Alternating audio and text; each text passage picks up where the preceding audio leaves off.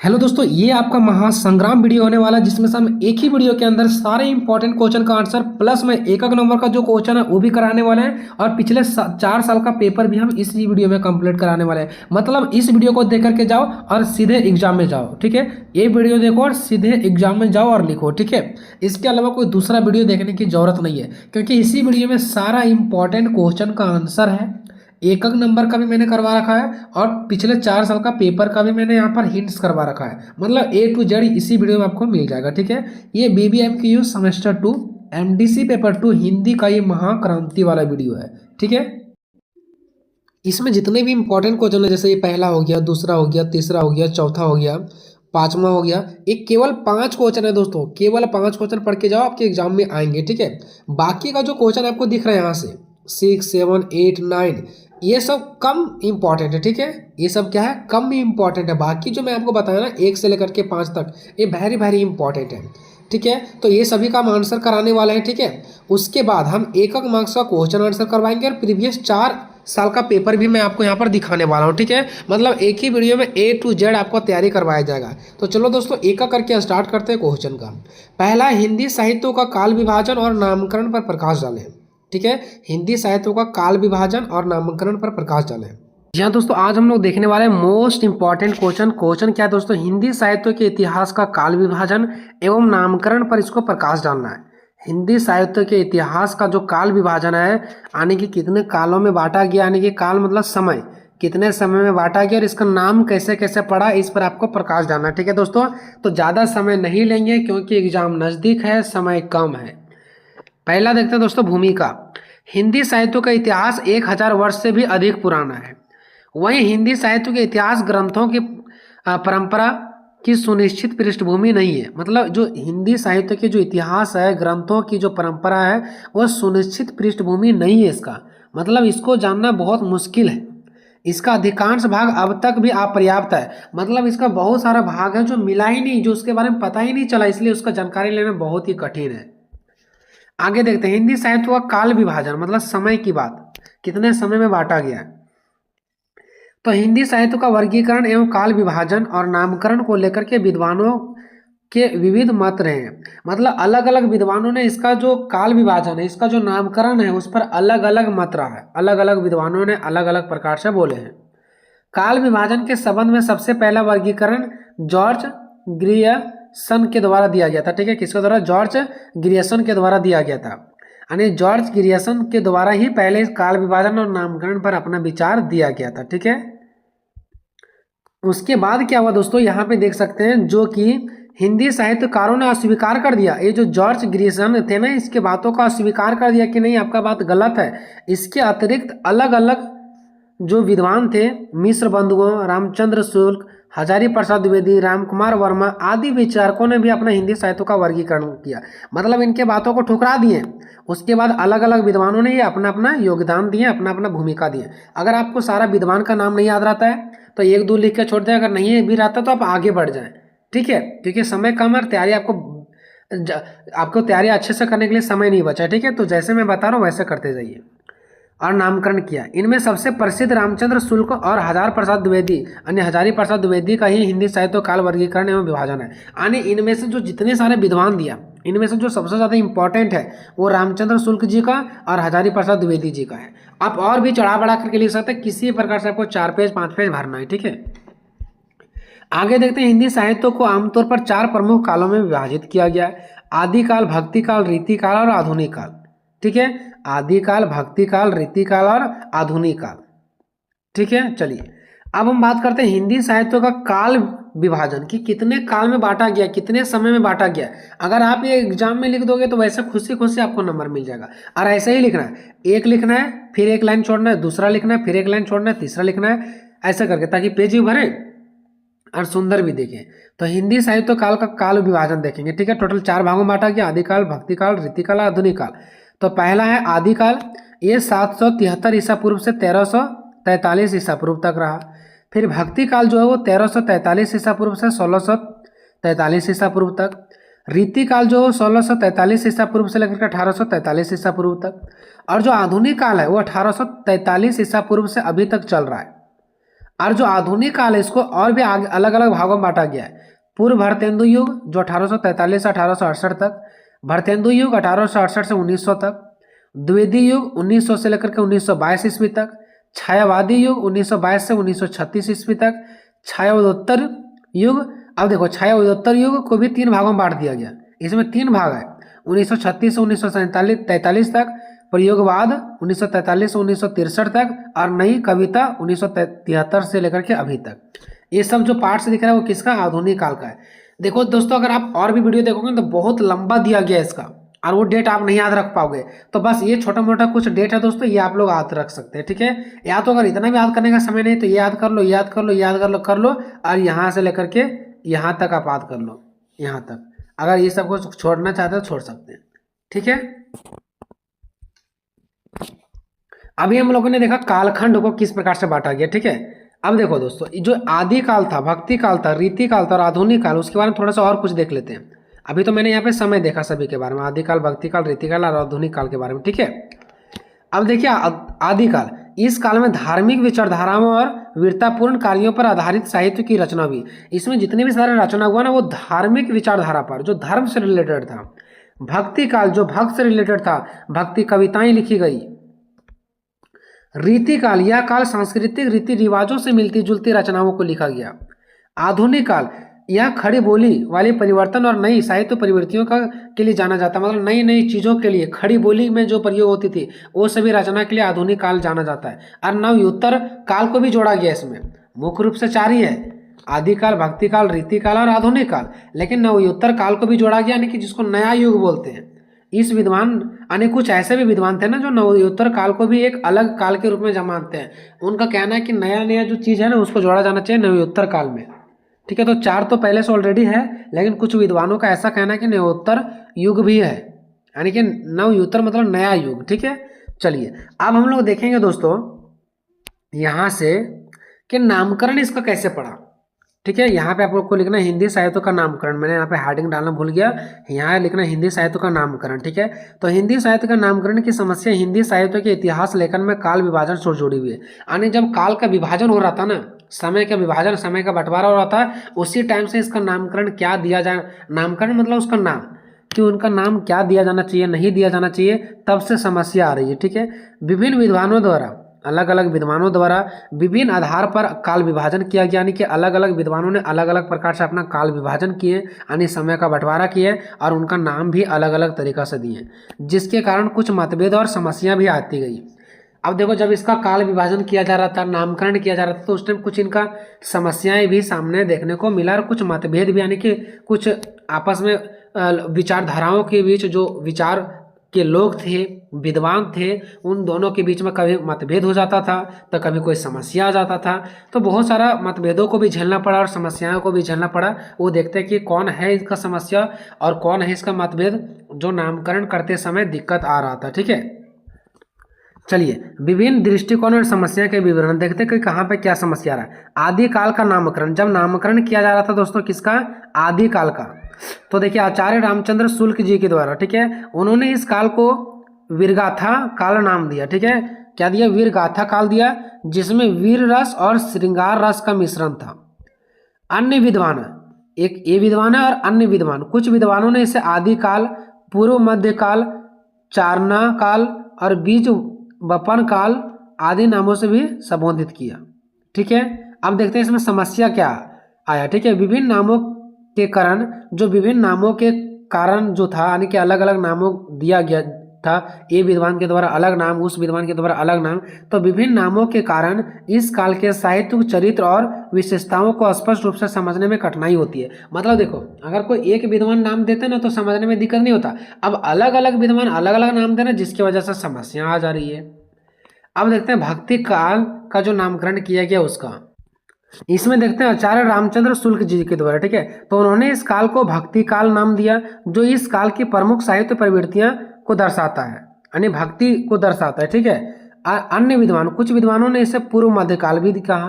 अब कुछ विद्वान बोल रहा है भक्ति काल, कुछ कह रहा है पूर्व मध्य काल। अब समस्या तो आएगा।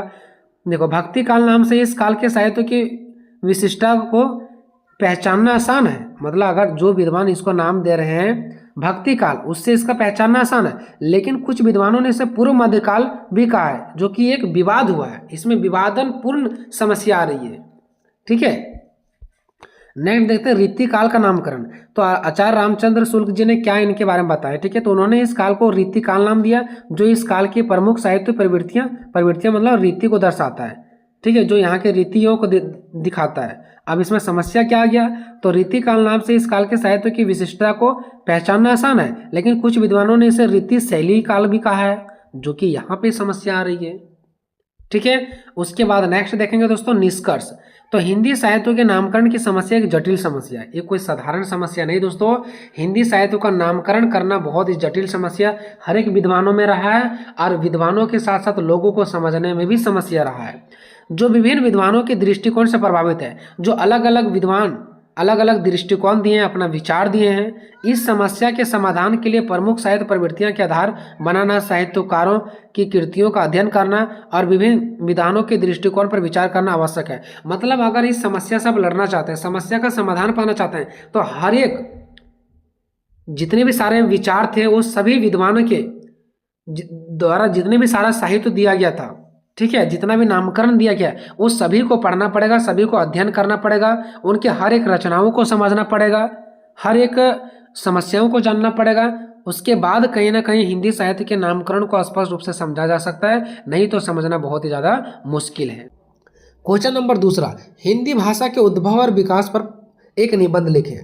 मोस्ट इंपॉर्टेंट क्वेश्चन देखने वाले हैं, बिल्कुल आपको ट्रिक के माध्यम से बताएंगे और बहुत ही आसान तरीका से बताएंगे आपको। ठीक है, देखिए कि क्वेश्चन हमारा है कि हिंदी भाषा की उत्पत्ति और विकास की व्याख्या कीजिए, कि जो अभी हम लोग हिंदी भाषा में बोलते हैं, लिखते हैं, इसका विकास कैसे हुआ, आखिर ये दुनिया में आया कैसे हिंदी भाषा। ठीक है, इसका विकास कैसे हुआ, इसी के बारे में हमको लिखना है। ठीक है, कि हिंदी भाषा की उत्पत्ति कैसे हुआ और इसका विकास कैसे हुआ। ठीक है, तो सबसे पहले हम आपको ये समझाएंगे दोस्तों, उसके बाद बहुत ही आसान तरीका से आपको हर एक कुछ समझ में आएगा। देखिए, अगर आप ये सोच रहे होंगे कि डायरेक्टली हिंदी भाषा का विकास हो गया, तो ऐसा नहीं है। ठीक है, सबसे पहले संस्कृत भाषा आया, उसके बाद जब संस्कृत भाषा आया उसके बाद इसमें थोड़ा सा सुधार किया गया, उसके बाद संस्कृत भाषा जैसे ही खत्म हुआ उसके बाद पाली भाषा आया, और जैसे ही पाली भाषा खत्म हुआ उसके बाद प्राकृत भाषा आया, और जैसे ही प्राकृत भाषा खत्म हुआ उसके बाद आया अपभ्रंश भाषा, और उसके बाद हमारा आया यहाँ पे हिंदी भाषा।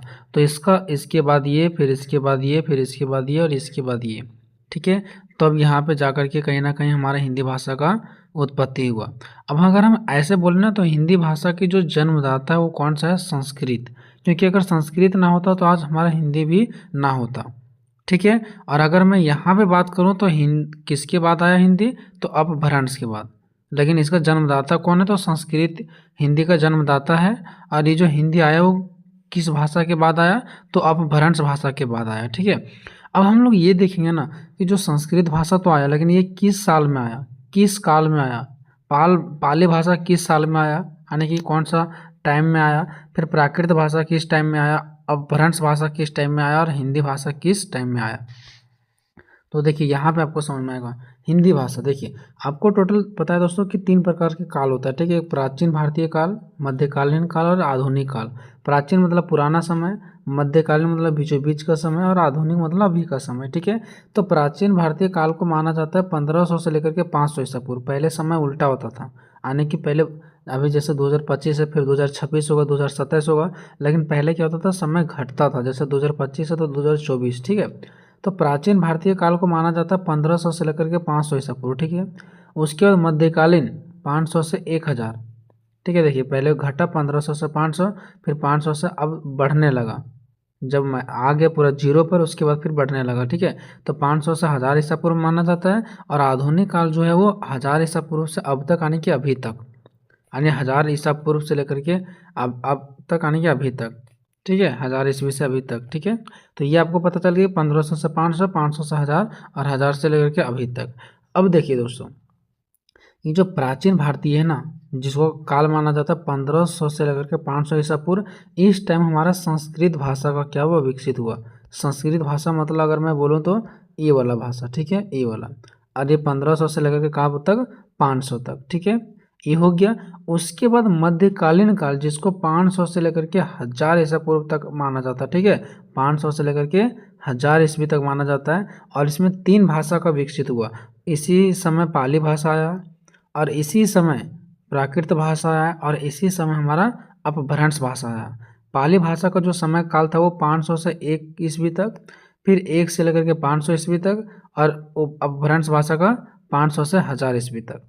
ठीक है, तो अभी तक आपको ये पता चल गया कि जो संस्कृत भाषा दिख रहा है ये जो है वो प्राचीन काल में विकसित हुआ, और पाली, प्राकृत और अपभ्रंश भाषा, ये जो 3 भाषा है ना, ये हमारा विकसित हुआ कब? मध्यकालीन काल में।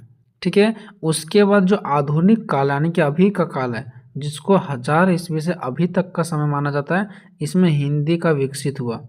ठीक है, किसका विकसित हुआ? हिंदी भाषा आया। और इसका समय काल क्या है हिंदी का? तो 1000 ईस्वी से लेकर के अभी तक ये हिंदी हम लोग यूज करते हैं। हिंदी जो यूज होना स्टार्ट हुआ था ना, वो 1000 ईस्वी से ही स्टार्ट हुआ था। ठीक है, और अभी 2025 आ गया, अभी तक ये हिंदी चल ही रहा है। ठीक है, हो सकता है को आने वाला टाइम में हिंदी भी खत्म हो जाए और सिर्फ अंग्रेजी ही रहे। ठीक है, लेकिन हमको सिर्फ अभी पढ़ना है कि हिंदी भाषा का विकास कैसे हुआ। तो पहले संस्कृत आया, फिर पाली आया, फिर प्राकृत, फिर अपभ्रंश, और उसके बाद हिंदी आया। ठीक है, तो ये आपको चार्ट याद रखना है, क्योंकि यही सब चीज़ों के बारे में हम आगे डीपली में चर्चा करेंगे। पहले हम जानेंगे कि प्राचीन भारतीय में संस्कृत का भाषा का विकसित कैसे हुआ, मध्यकालीन काल में ये तीनों भाषा का विकसित कैसे हुआ, फिर आधुनिक काल में ये हिंदी का कैसे विकसित हुआ। तो सबसे पहले आता है क्वेश्चन में, हिंदी भाषा की उत्पत्ति और विकास की व्याख्या कीजिए। ठीक है, तो सबसे पहले देखिए यहाँ पे भाषा का बात चल रहा है, तो थोड़ा सा भाषा का अर्थ जानते हैं। ठीक है, तो भाषा शब्द जो संस्कृत के भाष धातु से उत्पन्न हुआ है। किससे हुआ है? भाष धातु से उत्पन्न हुई है, जिसका अर्थ होता है बोलना या कहना। मतलब भाषा का सीधा सीधा अर्थ क्या होता है? कुछ बोलना या तो फिर कहना। इसका डेफिनेशन है कि भाषा वह साधन है ना, भाषा एक साधन है जिसके माध्यम से एक व्यक्ति दूसरे के सामने अपने भाव को, अपने विचार को प्रकट करता है। अगर हम अपने भाव या तो विचार, अंदर की कुछ भी चीज़ों को अगर आपके सामने रख रहे हैं तो भाषा के माध्यम से रख रहे हैं। या तो हम हिंदी में आपको बताएंगे, या तो इंग्लिश में बताएंगे, या तो खोटा में बताएंगे, तो ये सब भाषा ही है ना। तो जब एक व्यक्ति दूसरे व्यक्ति के सामने कुछ भी अपनी चीज़ों को प्रकट करता है ना, जिस भी माध्यम से प्रकट करता है, उसी को हम लोग क्या बोलते हैं? भाषा बोलते हैं। अब यहाँ पे देखिए दोस्तों, यहाँ तक तो मैंने भाषा का डेफिनेशन देख लिया। अब यहाँ से हम नीचे हम बस ये जानने का प्रयास करेंगे कि हिंदी आया कैसे, हिंदी आया कैसे। ठीक है, चलिए देखिए, संसार का सबसे प्राचीन ग्रंथ क्या है? हमारा ऋग्वेद है। अगर मैं संसार की बात करूं, भारत का नहीं पूरा संसार का, तो उसका जो सबसे ज़्यादा पुराना ग्रंथ है ना, वो ऋग्वेद है। और ऋग्वेद से पहले ही संभव कोई भाषा विद्यमान रही हो, परंतु आज तक उसका कोई लिखित रूप नहीं प्राप्त हुआ। मतलब इनका ये कहना है कि संसार का सबसे ज़्यादा जो प्राचीन ग्रंथ है ना, वो ऋग्वेद है। और ऋग्वेद को लिखा गया संस्कृत में। ठीक है, ये चीज़ आपको पता होगा। और संस्कृत में लिखा गया, और ऐसा बताया गया कि ऋग्वेद से पुराना और भी कोई वेद हो ही नहीं सकता। संभव ही नहीं कि इसके पहले भी और कोई ऋग्वेद होगा। अगर होगा भी तो उसका लिखित कोई प्रमाण नहीं मिला है। और ऋग्वेद को लिखा गया संस्कृत में। इसका मतलब साफ साफ है कि ऋग्वेद जो लिखा गया वो संस्कृत में लिखा गया है। इसका मतलब जब बहुत पुराना सा ही हिंदी चलती हुआ आ रहा है, क्योंकि हिंदी का उत्पत्ति जो हुआ है वो कहाँ से हुआ है? संस्कृत से ही हुआ है। और संस्कृत में कौन भाषा? संस्कृत से ही लिखा गया ऋग्वेद। और ऋग्वेद बहुत ही पहले की ग्रंथ है। मतलब जब ऋग्वेद लिखा गया होगा उस टाइम भी संस्कृत चलता होगा, और संस्कृत से ही तो हमारा हिंदी आया ना। तो ये पॉइंट यहाँ पे बताया गया। ठीक है, हालांकि ये पॉइंट अगर आपको अलग लग रहा है तो इसको छोड़ दीजिए, यहाँ से आपको मैन स्टार्ट हो सकता है। सबसे पहले भाषा का डेफिनेशन देना है, उसके बाद थोड़ा सा कुछ यहाँ पे बताना है कि हिंदी भाषा का इतिहास करीब 1000 साल पुराना है। हिंदी भाषा का जो इतिहास है वो करीब 1000 साल पुराना है। हिंदी भाषा का विकास अपभ्रंश से हुआ है। अभी मैंने आपको बताया था ना कि पहले क्या हुआ? संस्कृत भाषा, फिर पाली, फिर प्राकृत, फिर अपभ्रंश, फिर हिंदी। तो हिंदी से पहले क्या हमारा हुआ? अपभ्रंश भाषा। तो हिंदी का जो विकास वो अपभ्रंश भाषा से हुआ। ठीक है, उसके बाद नेक्स्ट क्या हमारा कि हिंदी का जो विकास कर्म है। देखिए, हिंदी का जो विकास कर्म यानी जो हिंदी विकास किया उसका कर्म क्या है? पहले संस्कृत, फिर पाली, फिर प्राकृत, फिर अपभ्रंश, फिर हिंदी। ये तो मैंने एक छोटा छोटा पॉइंट देखा। अब यहाँ से मैंने आपका आंसर स्टार्ट होगा कि हिंदी भाषा का उद्भव और विकास। तो सबसे पहले देखिए, हिंदी का जन्म संस्कृत की एक कोख से हुआ है। जो हिंदी का जन्म वो कहाँ से हुआ? संस्कृत से हुआ, क्योंकि सबसे पहला भाषा हमारा कौन था? संस्कृत था। ठीक है, तो संस्कृत की कोख से हुआ है, जिसके 3500 से अधिक वर्ष के इतिहास को निम्नलिखित 3 भागों में विभाजित करके हम हिंदी की उत्पत्ति का विकास क्रम निर्धारित कर सकते हैं।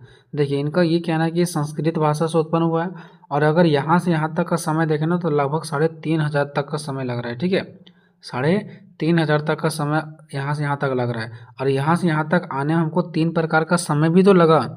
एक लगा प्राचीन काल, और ये तीनों हम किस साल में विकसित हुआ? मध्यकालीन में, और हिंदी आधुनिक काल में।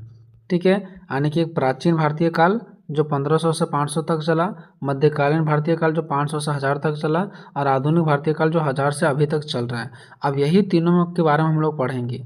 ठीक है, और देखिए इतना लिखने के बाद आप क्या करेंगे, इसका ये डायग्राम भी बना सकते हैं। ठीक है, सबसे पहले लिखना है हिंदी भाषा की उद्भव और विकास। उसके बाद आपको लिख देना कि जो हिंदी भाषा का उद्भव और विकास हुआ वो 3 काल में हुआ, प्राचीन काल, मध्यकालीन काल और एक आधुनिक काल। इसके बाद आप ये डायग्राम बना सकते हैं। ठीक है, देखिए सबसे पहले बात करते हैं दोस्तों प्राचीन भारतीय काल। ठीक है, प्राचीन भारतीय काल में कौन सा भाषा विकसित हुआ? संस्कृति भाषा। ठीक है, संस्कृत भाषा। देखिए प्राचीन भारतीय काल में कौन सा भाषा विकसित हुआ? संस्कृत भाषा। ठीक है, तो देखिए प्राचीन भारतीय काल में संस्कृत भाषा का उद्भव हुआ और संस्कृत भी 2 भागों में बट गए। उस टाइम प्राचीन भारतीय काल में क्या हुआ? संस्कृत भाषा जो उत्पन्न हुआ ना, संस्कृत भाषा जो विकास हुआ ना, इस टाइम वहाँ पे संस्कृत भाषा को भी 2 भागों में बांट दिया गया, एक वैदिक संस्कृति और एक लौकिक संस्कृति। ठीक है, एक वैदिक संस्कृत और एक लौकिक संस्कृत। तो देखिए वैदिक संस्कृत किसको कहा गया?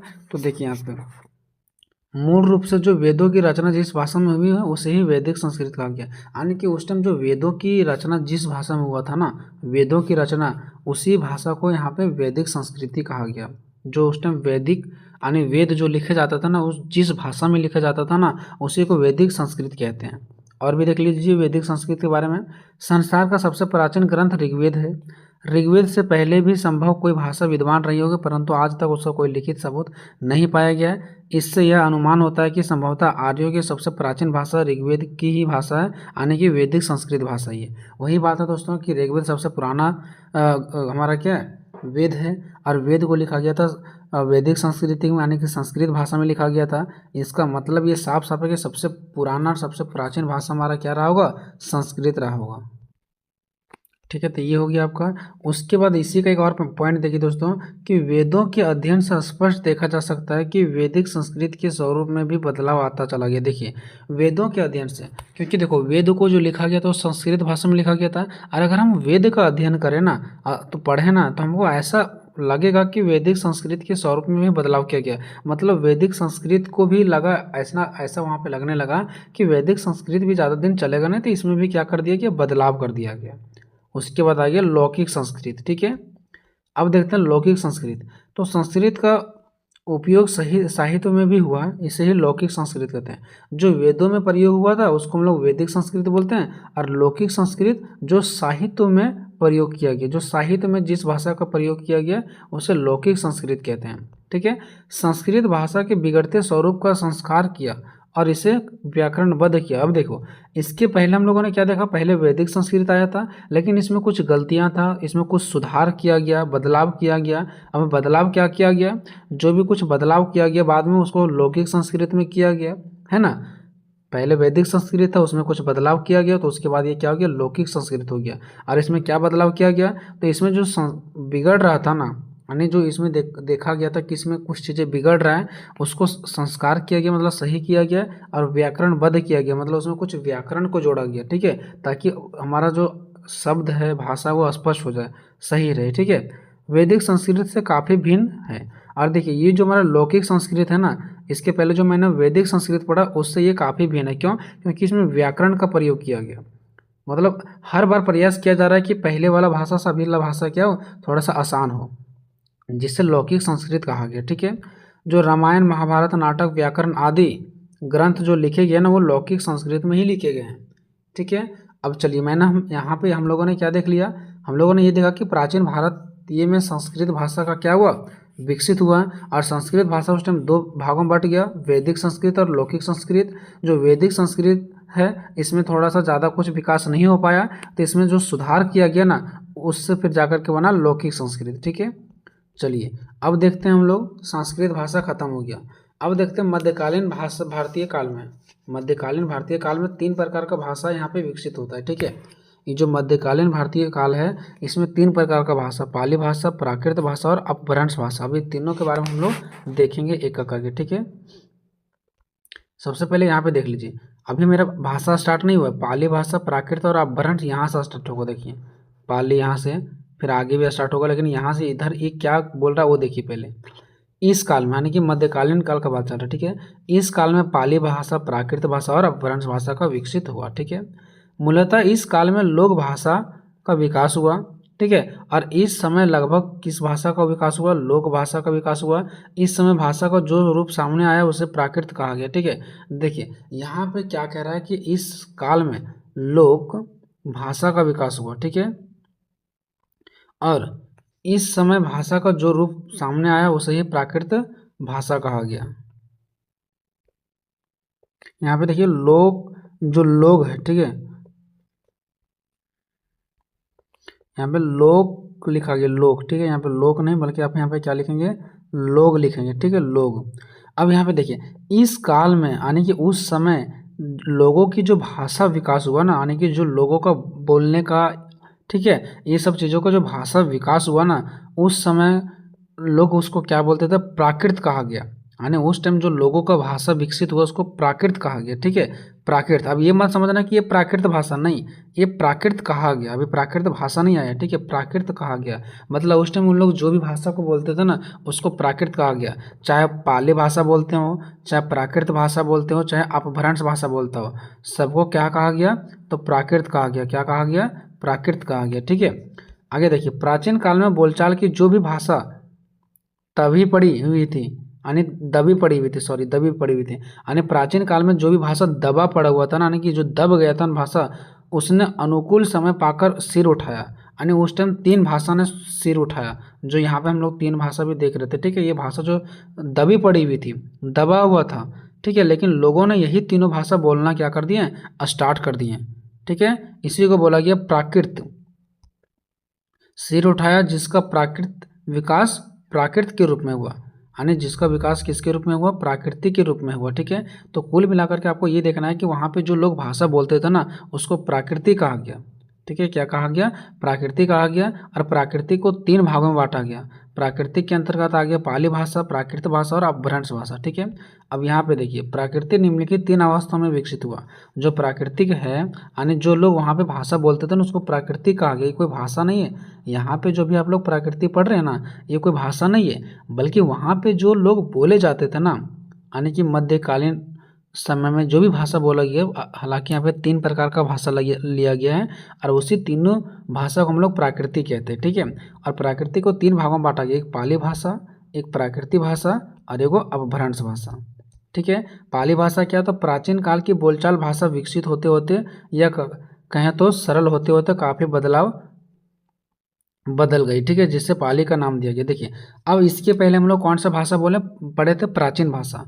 तो जो प्राचीन काल की बोलचाल भाषा था जो संस्कृत था, तो वो संस्कृत में विकसित होते होते मतलब संस्कृत नष्ट हो गया, फिर संस्कृत में विकास होते हो गया, थोड़ा सा व्याकरण में सुधार किया गया, तो मतलब कहीं ना कहीं उसमें विकसित होते होते कहीं अगर कहीं आने के सरल होते होते सिंपल होते होते बहुत ज़्यादा समय लग गया, जिसको पाली नाम दिया गया। यानी संस्कृत भाषा के बाद क्या कौन सा भाषा आया, पाली भाषा।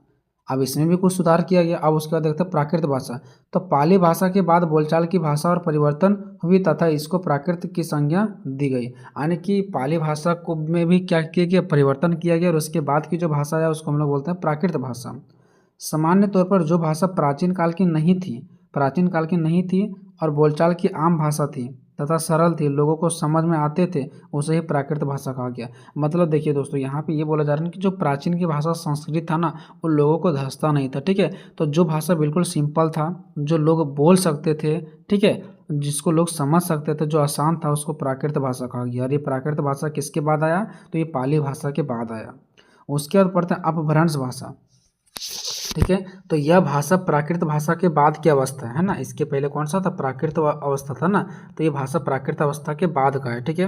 क्योंकि कुछ दिनों बाद प्राकृत में भी परिवर्तन हो गया, प्राकृत भाषा में भी परिवर्तन हो गया और लिखित प्राकृतिक का विकास रुक गया। और जो लिखित प्राकृतिक भाषा है ना उसका विकास रुक गया, मतलब प्राकृतिक जो भाषा वो अब आगे बढ़ ही नहीं रहा था, ठीक है। परंतु कथित प्राकृतिक विकसित अर्थात परिवर्तन होती गई, यानी कि जो फिर प्राकृतिक भाषा है ना उसका विकास होते गया, उसमें कुछ परिवर्तन होते गया। लिखित प्राकृतिक के आचार्यों ने, यानी जो लिखित प्राकृतिक के आचार्य थे ना, इसी विकासपूर्ण भाषा का उल्लेख अपभ्रंश नाम से किया।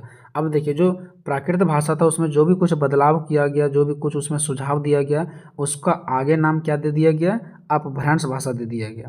मतलब प्राकृत भाषा में भी सुधार किया गया और इसके बाद अपभ्रंश भाषा सामने आ गई। ठीक है, इन आचार्यों के अनुसार, जो आचार्य लोग थे, जो विद्वान लोग थे, उनके अनुसार से ये जो अपभ्रंश का मतलब है कि बिगड़ी हुई भाषा, यहाँ बिगड़ी हुई होगा। ठीक है, बिगड़ी हुई भाषा मतलब कि जो प्राकृत भाषा में भाषा बिगड़ गया तो उसको जो सुधारा गया ना, उसी का नाम दिया गया अपभ्रंश भाषा। ठीक है, ठीक है, तो यहाँ पे अपभ्रंश भाषा का मतलब क्या है दोस्तों, अपभ्रंश का मतलब बिगड़ी हुई भाषा, यानी कि जो बिगड़ गया था ना भाषा उसको सुधारा गया। ठीक है, अब देखिए दोस्तों आधुनिक भारतीय काल देखते हैं जहाँ पे हिंदी का विकास हुआ। ठीक है, तो आधुनिक भारतीय काल में हिंदी एवं अन्य आधुनिक भाषाएं विकसित हुआ। हिंदी तो हुआ ही हुआ, इसके साथ और भी हुआ, जैसे अभी क्वार्टर नहीं यूज करते हैं, भोजपुरी यूज नहीं करते हैं, राजस्थानी यूज करते हैं, हरियाणी यूज करते हैं। तो अभी आधुनिक समय में हिंदी तो यूज हुआ ही हुआ, इसके साथ साथ और भी भाषाएं यूज हुआ। ठीक है, आगे देखिए, मध्यकालीन युग समाप्त हो गया, उसके बाद आधुनिक भारतीय भाषाओं का युग आरंभ हो गया, है ना। यानी जब मध्यकालीन का समय खत्म होगा उसके बाद आ गया आधुनिक समय, जिसमें हिंदी का विकास हुआ। ठीक है, इस काल में अनेक भाषाओं जैसे पश्चिमी हिंदी, राजस्थानी, गुजराती, पंजाबी, मराठी, बिहारी, बंगाल, उड़ीसा, पूर्वी हिंदी, पश्चिमी हिंदी, बिहारी, है ना, आदि भाषा का विकास हुआ, जिसे समग्र रूप से हिंदी कहा गया। देखो ये सभी भाषा का विकास हुआ, और इसके अगर मिलावट रूप को देखें ना, अगर एक भाषा में बोले ना तो यही सब भाषा को क्या कहा गया, हिंदी। यही सब भाषा को क्या कहा गया, हिंदी। ठीक है, चलिए अभी तक हम लोगों ने ये देखा दोस्तों कि तीन काल, प्राचीन, मध्यकालीन और आधुनिक, ये तीनों में हमारा किस प्रकार से कौन सा भाषा का विकास हुआ। ठीक है, अब हम लोग देखें कि सबसे लास्ट तक आते आते किसका विकास हुआ, हिंदी का विकास हुआ। और भी कुछ ऐसा तरीका देखते हैं जहाँ पे हिंदी का विकास हुआ हो। थोड़ा सा फिर से आ जाते हैं मध्यकालीन हिंदी में। ठीक है, मध्यकालीन समय में। ठीक है, तो मध्य युग हिंदी में, भक्ति आंदोलन में हिंदी खूब फली फूली, मतलब मध्य युग में, यानी कि मध्यकालीन जब समय चल रहा था ना उस टाइम हिंदी बहुत ज़्यादा फली फूली, मतलब बहुत ज़्यादा हिंदी का विकास हुआ। कैसे, क्योंकि उस टाइम हिंदी में भक्ति आंदोलन में हिंदी खूब फली फूली। जो भक्ति आंदोलन होता था ना उस टाइम, मध्यकालीन समय में जो भक्ति का आंदोलन होता था उस टाइम हिंदी भाषा का ही प्रयोग किया जाता था।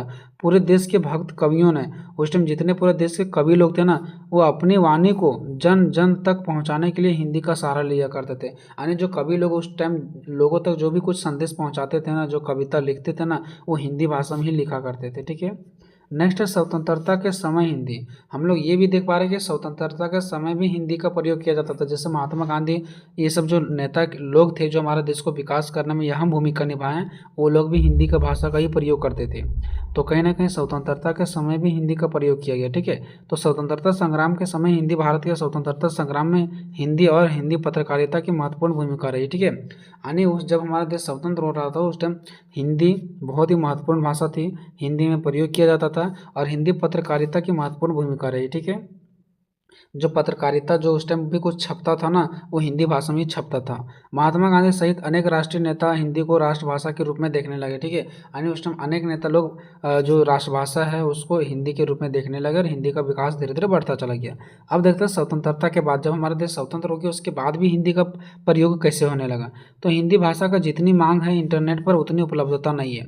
मतलब अगर हम आज देखें ना तो हिंदी भाषा का जितना मांग है ना उतना तो अभी इंटरनेट पर भी उपलब्ध नहीं है। ठीक है, लेकिन फिर भी जिस रफ्तार से भारत में इंटरनेट का विकास हुआ है उसी तरह से हिंदी भी इंटरनेट पर छा रही है। मतलब अभी देखिएगा तो जितना इंटरनेट विकास हुआ है उतना हमारा हिंदी भाषा भी विकास हुआ है। अभी आप इंटरनेट पर चले जाओ, गूगल में चले जाओ, कहीं भी चले जाओ, हर चीज़ आपको हिंदी भाषा में मिल जाएगा। ठीक है, समाचार पत्र से लेकर हिंदी ब्लॉग तक अपनी उपस्थिति दर्ज कर रहा है। आप जाके ब्लॉग कहीं सर्च कीजिए, गूगल में कुछ सर्च कीजिए, समाचार पत्र देखिए, सब में आपको हिंदी देखने को मिलेगा। ठीक है, वर्तमान समय में कई सारी सामग्री का सॉफ्टवेयर अनुवाद हिंदी में प्रदान करना शुरू कर दिया गया। ठीक है, बहुत सारे ऐसा सॉफ्टवेयर है जो हिंदी में अवेलेबल नहीं है, कुछ ऐसे चीज़ें हैं जो हिंदी में अवेलेबल नहीं है, लेकिन अब उसका अनुवाद हिंदी में कर दिया गया है, जिससे हिंदी भाषी लोगों को, यानी जो हिंदी बोलने वाले लोग हैं, उसको किसी भी विषय की जानकारी बहुत ही आसान तरीक़े से मिल जाता है। ठीक है, जो हिंदी सीखने वाले लोग हैं उसको कोई भी जानकारी आसानी से मिल जाता है, क्योंकि सारा कंटेंट अब लगभग हिंदी में हो रहा है। ठीक है, आजकल हिंदी भी इंटरनेट की एक ही अहम लोकप्रिय भाषा बनकर उभरी है। मतलब अगर आज हम इंटरनेट की बात करें तो इंटरनेट में भी हिंदी में बहुत लोग ढूंढते हैं चीज़ों को। ठीक है, मेरा मानना है कि जब लोग अपने विचार और लेखन हिंदी भाषा में इंटरनेट पर ज़्यादा करेंगे, यानी कि मेरा मानना ऐसा है कि जो भी कुछ लोग इंटरनेट पर लिखने से संबंधित अपने विचार रखेंगे हिंदी में, जो भी लोग कुछ लिख रहे हैं बोल रहे हैं वो सब अपना विचार अगर हिंदी में रखेंगे तो वो दिन दूर नहीं होगा कि सारा सामग्री यानी जितने सारा चीज़ अवेलेबल है वो सारा का सारा हिंदी में ही इंटरनेट पर मिलेंगे। बस आपका ज़रूरत है कि हिंदी में आप लिखिए और हिंदी में ही आप क्या कीजिए, अपने विचार को रखिए और लिखिए। उसके बाद वो दिन दूर नहीं होगा कि सारा चीज़ अवेलेबल होगा हमको किसमें, हिंदी में। तो ये एक इम्पॉर्टेंट क्वेश्चन था दोस्तों। क्वेश्चन नंबर तीसरा है, भाषा और बोली में क्या अंतर होता है, संक्षेप में उल्लेख कीजिए। वाले हैं भाषा और बोली में क्या अंतर है और फिर इसको संक्षेप में उल्लेख भी करना है। ठीक है, कि भाषा क्या बोली क्या। तो सबसे पहले हम लोग देखेंगे कि भाषा का अर्थ, उसके बाद फिर देखेंगे बोली का अर्थ, उसके बाद हम लोग देखेंगे भाषा और बोली में अंतर। ठीक है, कि भाषा और बोली में क्या हमारा अंतर। तो सबसे पहले देखते हैं दोस्तों भाषा का अर्थ। तो भाषा एक शब्द है, भाषा किस शब्द से बना, तो संस्कृत के भाष धातु से उत्पन्न हुआ, यानी कि भाषा जो है वो किस शब्द से, तो शब्द संस्कृत के भाष धातु से उत्पन्न हुई, जिसका अर्थ होता है बोलना या कहना। मतलब जो हम लोग बोलते हैं या तो कहते हैं उसी को क्या बोलते हैं हम लोग, भाषा बोलते हैं। भाषा वह साधन है जिसके माध्यम से एक व्यक्ति दूसरे के सम्मुख अपने भावों और विचारों को प्रकट करता है। मतलब देखिए दोस्तों क्या भाषा जो है ना वह एक साधन है जिसके माध्यम से एक व्यक्ति क्या करता है, अपने भाव और अपने विचार को जो भी उसके अंदर होता है वो दूसरे व्यक्ति तक क्या करता है, प्रकट करता है। किसके माध्यम से, भाषा के माध्यम से। ठीक है, अब आगे थोड़ा सा हम लोग देख लेते हैं। ठीक है, इसके कुछ पॉइंट्स देखते हैं। संसार का सबसे जो प्राचीन है, ठीक है, संसार का सबसे प्राचीन ग्रंथ ऋग्वेद है। संसार का सबसे प्राचीन ग्रंथ ऋग्वेद है और ऋग्वेद से पहले भी संभव है कोई भाषा विद्यमान रही हो, परंतु आज तक उसका कोई लिखित रूप से नहीं प्राप्त हुई। ठीक है, देखिए संसार का जो सबसे प्राचीन ग्रंथ है वो क्या माना जाता है, ऋग्वेद। और ऋग्वेद से पहले भी संभव कोई भाषा विद्यमान रही हो, परंतु आज उसका कोई लिखित सबूत नहीं मिलता है हिंदी भाषा के अलावा। ठीक है, हिंदी भाषा का इतिहास करीब 1000 साल पुराना है। हिंदी जो भाषा है बहुत सारा पुराना है, यानी 1000 साल पुराना है। ठीक है, हिंदी भाषा का विकास अपभ्रंश से हुई है। कहाँ से हुई, हिंदी भाषा का जो विकास हुआ वो अपभ्रंश से हुई है। हिंदी का जो विकास हुआ है ना हिंदी भाषा का, वो पहले संस्कृत से पाली भाषा हुआ, पाली से प्राकृत हुआ, प्राकृत से अपभ्रंश हुआ और अपभ्रंश से हिंदी हुआ। मतलब इस प्रकार से इसका विकास हुआ है। भाषा का प्रकार देखते हैं दोस्तों कि भाषा का प्रकार क्या है, कितने प्रकार के होते हैं। तो हिंदी व्याकरण में भाषा का 2 प्रकार होते हैं जो इस प्रकार है। पहला लिखित, जो लिख करके एक दूसरे तक हम प्रकट कर सकते हैं। दूसरा मौखिक होता है।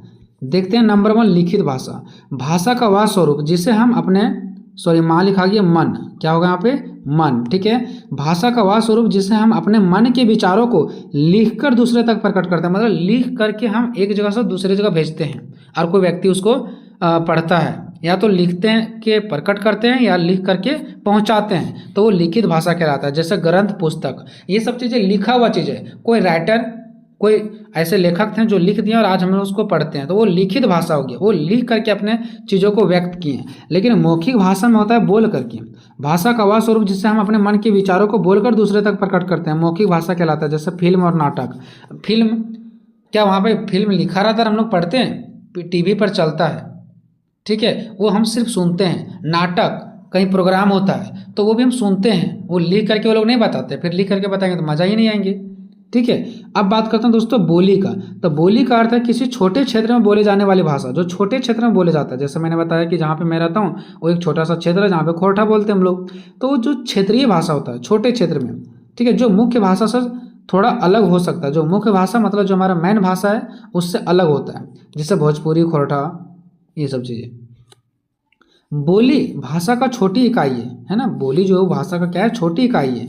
बोली जो है ना वो भाषा का वह रूप है जो किसी विशेष क्षेत्र में बोली जाती है। मतलब बोली जो है ना वो भाषा का वह रूप है ना जो किसी विशेष क्षेत्र में बोली जाती है। ये जो बोली है ना वो हर जगह नहीं बोली जाती है, कुछ जो ऐसे विशेष क्षेत्र है वहीं पर बोली जाती है। कभी कभी बोलियां विकसित होकर भाषा का रूप ले लेती है। कभी कभी जो बोली होती है ना, छोटी छोटी बोली, जैसे मान लो कि हमारा खोरठा है, तो हम देखेंगे कि खोरठा बहुत ज़्यादा विकास कर रहा है, हर लोग बोल रहे हैं, तो कभी कभी खोरठा को ना भाषा बना दिया जाता है, यानी भाषा को रूप ले लेते हैं कभी कभी, मतलब बड़ा विकराल रूप ले लेते हैं। ठीक है, हिंदी बोली में कई प्रकार की बोलियाँ शामिल होती है। जो हिंदी का बोली है ना इसमें कई प्रकार की बोलियाँ शामिल होती है जो विभिन्न क्षेत्रों में बोली जाती है, जो अलग अलग क्षेत्रों में बोली जाती है। एक प्रकार की बोली नहीं है, कई प्रकार की बोली की भाषा है जो अलग अलग क्षेत्रों में बोली जाती है। हिंदी बोली का सांस्कृतिक महत्व है, देखो हम लोग जो बोली बोलते हैं ना उसका एक सांस्कृतिक महत्व है। जहाँ पे रहते हैं हम खोरठा बोलते हैं और हमारे रीति रिवाज से वो जुड़े हुए हैं, ठीक है, जो भारतीय संस्कृति और परंपराओं को दर्शाता है। और हमारा जो बोली है ना, हमारा जो भाषा है, क्षेत्रीय भाषा है, वो हमारे सांस्कृतिक परंपराओं को दर्शाता है, ठीक है। हिंदी बोली का प्रयोग जो है वो संवाद के लिए किया जाता है। संवाद मतलब बोलने के लिए, जो लोगों को आपस में जोड़ते हैं। और हम जो ग्रामीण में रहते हैं हम लोग, वहाँ पे एक दूसरे से बात करते हैं, संवाद करते हैं खोरठा के माध्यम से, तो एक दूसरे से हम लोग जुड़ते हैं, है ना। अब देखते हैं दोस्तों भाषा और बोली में अंतर। तो सबसे ज़्यादा यहीं पर आपको चीज़ें समझना है जिसकी वजह से आपको बहुत अच्छा मार्क्स मिलेगा, ठीक है। पहले आपको हेडिंग बनाना भाषा और बोली में अंतर, ठीक है। और आपको लिखना भाषा और बोली में अंतर इस प्रकार है, ठीक है। यहाँ पे लिखना, आपको ये नहीं लिखना, लिखना भाषा और बोली में अंतर इस प्रकार है। उसके बाद पेज को आपको दो साइड में बांटना, एक ए साइड में और एक ये साइड में। इधर लिखना है भाषा और इधर लिखना है बोली। भाषा का एक पॉइंट बताना है तो एक पॉइंट बोली का बताना है, फिर एक पॉइंट बताना आपका भाषा का, तो फिर सॉरी दूसरा पॉइंट बताना भाषा का, तो दूसरा पॉइंट बोली का बताना। ऐसे करके आपको लिखना है, ठीक है। इसलिए मैंने यहाँ पे पेज का कटिंग लिया। देखो भाषा एक क्षेत्र विस्तृत होता है, मतलब बड़ा होता है, लेकिन बोली का जो होता है क्षेत्र वो सीमित होता है, यानी छोटा होता है, ठीक है।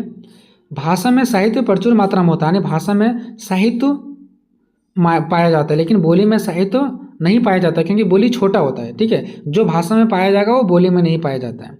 भाषा का उपयोग राज कार्यों में होता है, यानी पूरे राज कार्यों मतलब देश लेवल पर कोई भी कहीं काम है ऑफिस वगैरह में, तो भाषा का प्रयोग होता है, ना कि वहाँ पे बोली का प्रयोग होता है, ठीक है। बोली का प्रयोग वहाँ नहीं होता है, सिर्फ बोली का जो उपयोग होता है वो बोलचाल की भाषा में ही किया जाता है, ठीक है। तीसरा पॉइंट हो गया। चौथा पॉइंट आते हैं, भाषा के माध्यम से शिक्षा प्रदान किया जा सकता है, यानी भाषा के माध्यम से हम लोग शिक्षा प्रदान करते हैं अथवा शिक्षा सीखते हैं, लेकिन बोली के माध्यम से शिक्षा प्रदान नहीं किया जा सकता है। इसमें कई बोलियाँ होती है, हो सकती है, यानी भाषा के अंदर कई बोलियाँ हो सकती है। जैसे हमारा देश की भाषा हिंदी है, उसके अंदर अगर देखेंगे तो बहुत सारे क्षेत्रों में अलग अलग बोली बोली जाती है। इसमें भाषा समाहित नहीं होती है, लेकिन बोली में भाषा समाहित नहीं होगी क्योंकि भाषा बड़ी है और बोली छोटी है, तो भाषा में बोली आ जाएगी लेकिन बोली में भाषा नहीं आएगी। यानी बाप के अंदर बेटा आएगा लेकिन बेटा के अंदर तो बाप नहीं आ सकता है ना। पाँचवा हो गया, उसका छठा देखते हैं। उदाहरण हिंदी, अंग्रेजी, उर्दू, मराठी, तेलुगु ये हमारा भाषा है, लेकिन हरियाणी, खड़ी बोली, भोजपुरी, मैताली, अवधी, खोरठा ये सब हमारा क्या बोली है। अब ये मैंने यहाँ पे 6 पॉइंट दिखाए दोस्तों। उसके बाद फिर से मैंने एक दूसरा पेज लिया, इसलिए यहाँ पे आपको पहला दूसरा फिर से दिख रहा है, लेकिन आपको फिर से नहीं देना है, आपको छठा दे दिए, फिर 7वां 8वां 9वां 10वां देते जाना जहाँ तक लिख रहे हैं। अगर 15 पॉइंट लिख रहे हैं तो 1 से लेकर 15 तक सीरियल बाय देना है। मैंने यहाँ पे 1 इसलिए दे दिया है तो फिर से, क्योंकि ये दूसरा पेज का कटिंग है, ठीक है। देखिए हो सकता है कि कुछ पॉइंट एक दूसरे से मैच करें, तो आपको उसका माइंड नहीं करना है, बस मैंने आपको समझाने का प्रयास कर रहा हूँ, ठीक है। जो पॉइंट सेम मैच कर रहा है उसको आप छोड़ देंगे, बाकी सारे लिखेंगे। और 1 2 3 सीरियल बाय देना है, ये नहीं कि जहाँ पे मैंने छठा दे दिया फिर 1 से शुरू किया, ऐसा नहीं करना है। मैंने ये दूसरा पेज है इसलिए ऐसा हो गया, ठीक है। भाषा का क्षेत्र विस्तृत है, यानी कि भाषा बड़ा है और जो हमारा बोली है वो छोटा है। भाषा बोली का विकसित रूप है, यानी भाषा जो है वो क्या बोली का विकसित रूप, यानी कि एक समय में ये बोली ही रहा होगा लेकिन ये विकास करके इसलिए भाषा बन गया। बोली भाषा का लघुत्तम इकाई है, ठीक है, लेकिन जो बोली है ना वो भाषा का एक छोटा इकाई है और ये बड़ा इकाई है। भाषा में साहित्य होता है, बोली में साहित्य नहीं होता, ये चीज़ ऊपर भी देख लिया। एक भाषा की कई बोलियाँ होती है, भाषा में कई सारी बोलियाँ होती है, लेकिन बोली जो होती है यहाँ पे अकेली होती है। विश्व साहित्य में भाषा का महत्वपूर्ण स्थान होता है, लेकिन बोली का विश्व साहित्य में कोई भी महत्वपूर्ण स्थान नहीं। तो विश्व में बोली को थोड़ी ना कोई जानता है, ज़्यादा से ज़्यादा हमारे भाषा को जान सकते हैं। फिर से दूसरा पेज का कटिंग लिए, भाषा का क्षेत्र व्यापक होता है, वही पॉइंट फिर से है।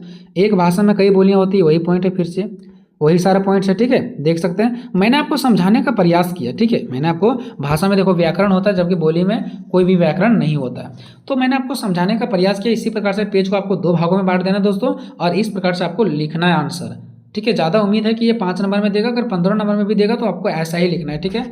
और एक लाइन छोड़ के लिखना है, पेज को बांटना है, अच्छा से लिखना है, अंडरलाइन। क्वेश्चन नंबर 4, हिंदी कहानी के उद्भव एवं विकास पर प्रकाश डालें। हेलो दोस्तों, आज की इस वीडियो में मोस्ट इंपॉर्टेंट क्वेश्चन देखने वाले हैं, बिल्कुल आपको ट्रिक के माध्यम से। जी हाँ दोस्तों, ट्रिक के माध्यम से समझाएंगे, इससे आपका क्या होगा, बेहतर तरीके से समझ में आएगा, ठीक है। और एक भी पॉइंट्स को आप नहीं भूलेंगे और वीडियो को एक बार देखेंगे आपको पूरा कंप्लीट समझ में आ जाएगा, ठीक है। तो हमारा क्वेश्चन है दोस्तों कि हिंदी कहानी के उद्भव एवं विकास का वर्णन करें। इसके पहले भी बहुत सारा क्वेश्चन करवाया गया, नहीं देखें तो जाके देख लीजिए, डिस्क्रिप्शन में लिंक है, ठीक है। कि जो हिंदी कहानी है ना, अभी भी हम लोग हिंदी कहानी पढ़ रहे हैं और आज से कई साल पहले भी हिंदी का दौर था, तो तब से लेकर के अभी तक हिंदी का विकास कैसे धीरे धीरे होता गया। आखिर एक बच्चा भी धीरे धीरे बड़ा होते चला जाता है, वैसे हिंदी कहानी का उद्भव और विकास कैसे हुआ इसका आपको वर्णन करना इसके बारे में बताना है। तो देखिए दोस्तों, इसका कहानी यहाँ से स्टार्ट होता है, ठीक है। हिंदी कहानी का उद्भव या तो फिर विकास। सबसे पहले समझेंगे हिंदी कहानी का अर्थ क्या होता है। हम इसमें देखने वाले हैं अर्थ और विकास। विकास मतलब उद्भव और विकास एक ही चीज़ है, ठीक है। सबसे पहले जानेंगे हिंदी कहानी का अर्थ। तो हिंदी कहानी का अर्थ होता है कहना, कोई भी चीज़ों को कहना, ठीक है। यही हमारा क्या कथा है, और इसी कथा को हम लोग कहानी कहते हैं, ठीक है। इसका विकास की बात करते हैं तो विकास इसको 4 तरीका से हुआ है, ठीक है, यानी 4 कर्म में हुआ है। जो हिंदी कहानी का विकास हुआ वो 4 सीरीज में हुआ है। पहला प्रेमचंद के पूर्व युग, यानी जो प्रेमचंद जी थे ना, प्रेमचंद जी के आने से पहले भी हिंदी कहानी का क्या हुआ था, विकास हो चुका था।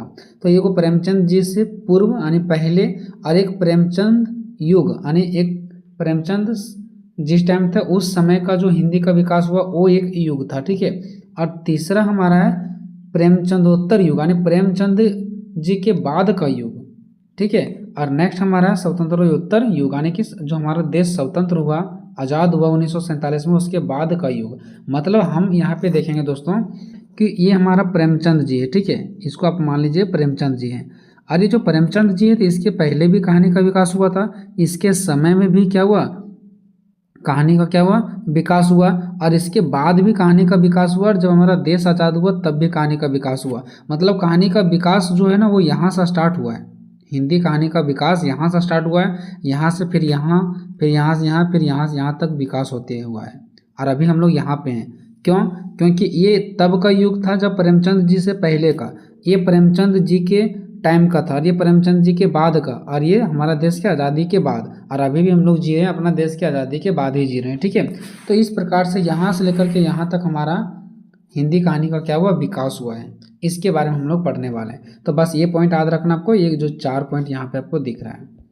बात करते हैं हिंदी कहानी के उद्भव विकास का अर्थ। सबसे पहले जान लेते हैं कि कहानी का अर्थ मतलब क्या होता है। एक छोटा सा परिभाषा, कहानी का शाब्दिक अर्थ होता है कहना, जो कुछ भी कहा जाए कहानी है, किंतु विशिष्ट अर्थ में किसी रोचक घटना का वर्णन ही कहानी कहलाता है। देखो, कोई भी फालतू का बात कह देना कहानी नहीं होता है, कोई रोचक घटना हो, क्या हो, कोई रोचक घटना का अगर हम वर्णन कर रहे हैं तो वो हमारा कहानी कहलाता है, ठीक है। एक छोटा सा पॉइंट देख लेते हैं कहानी के बारे में।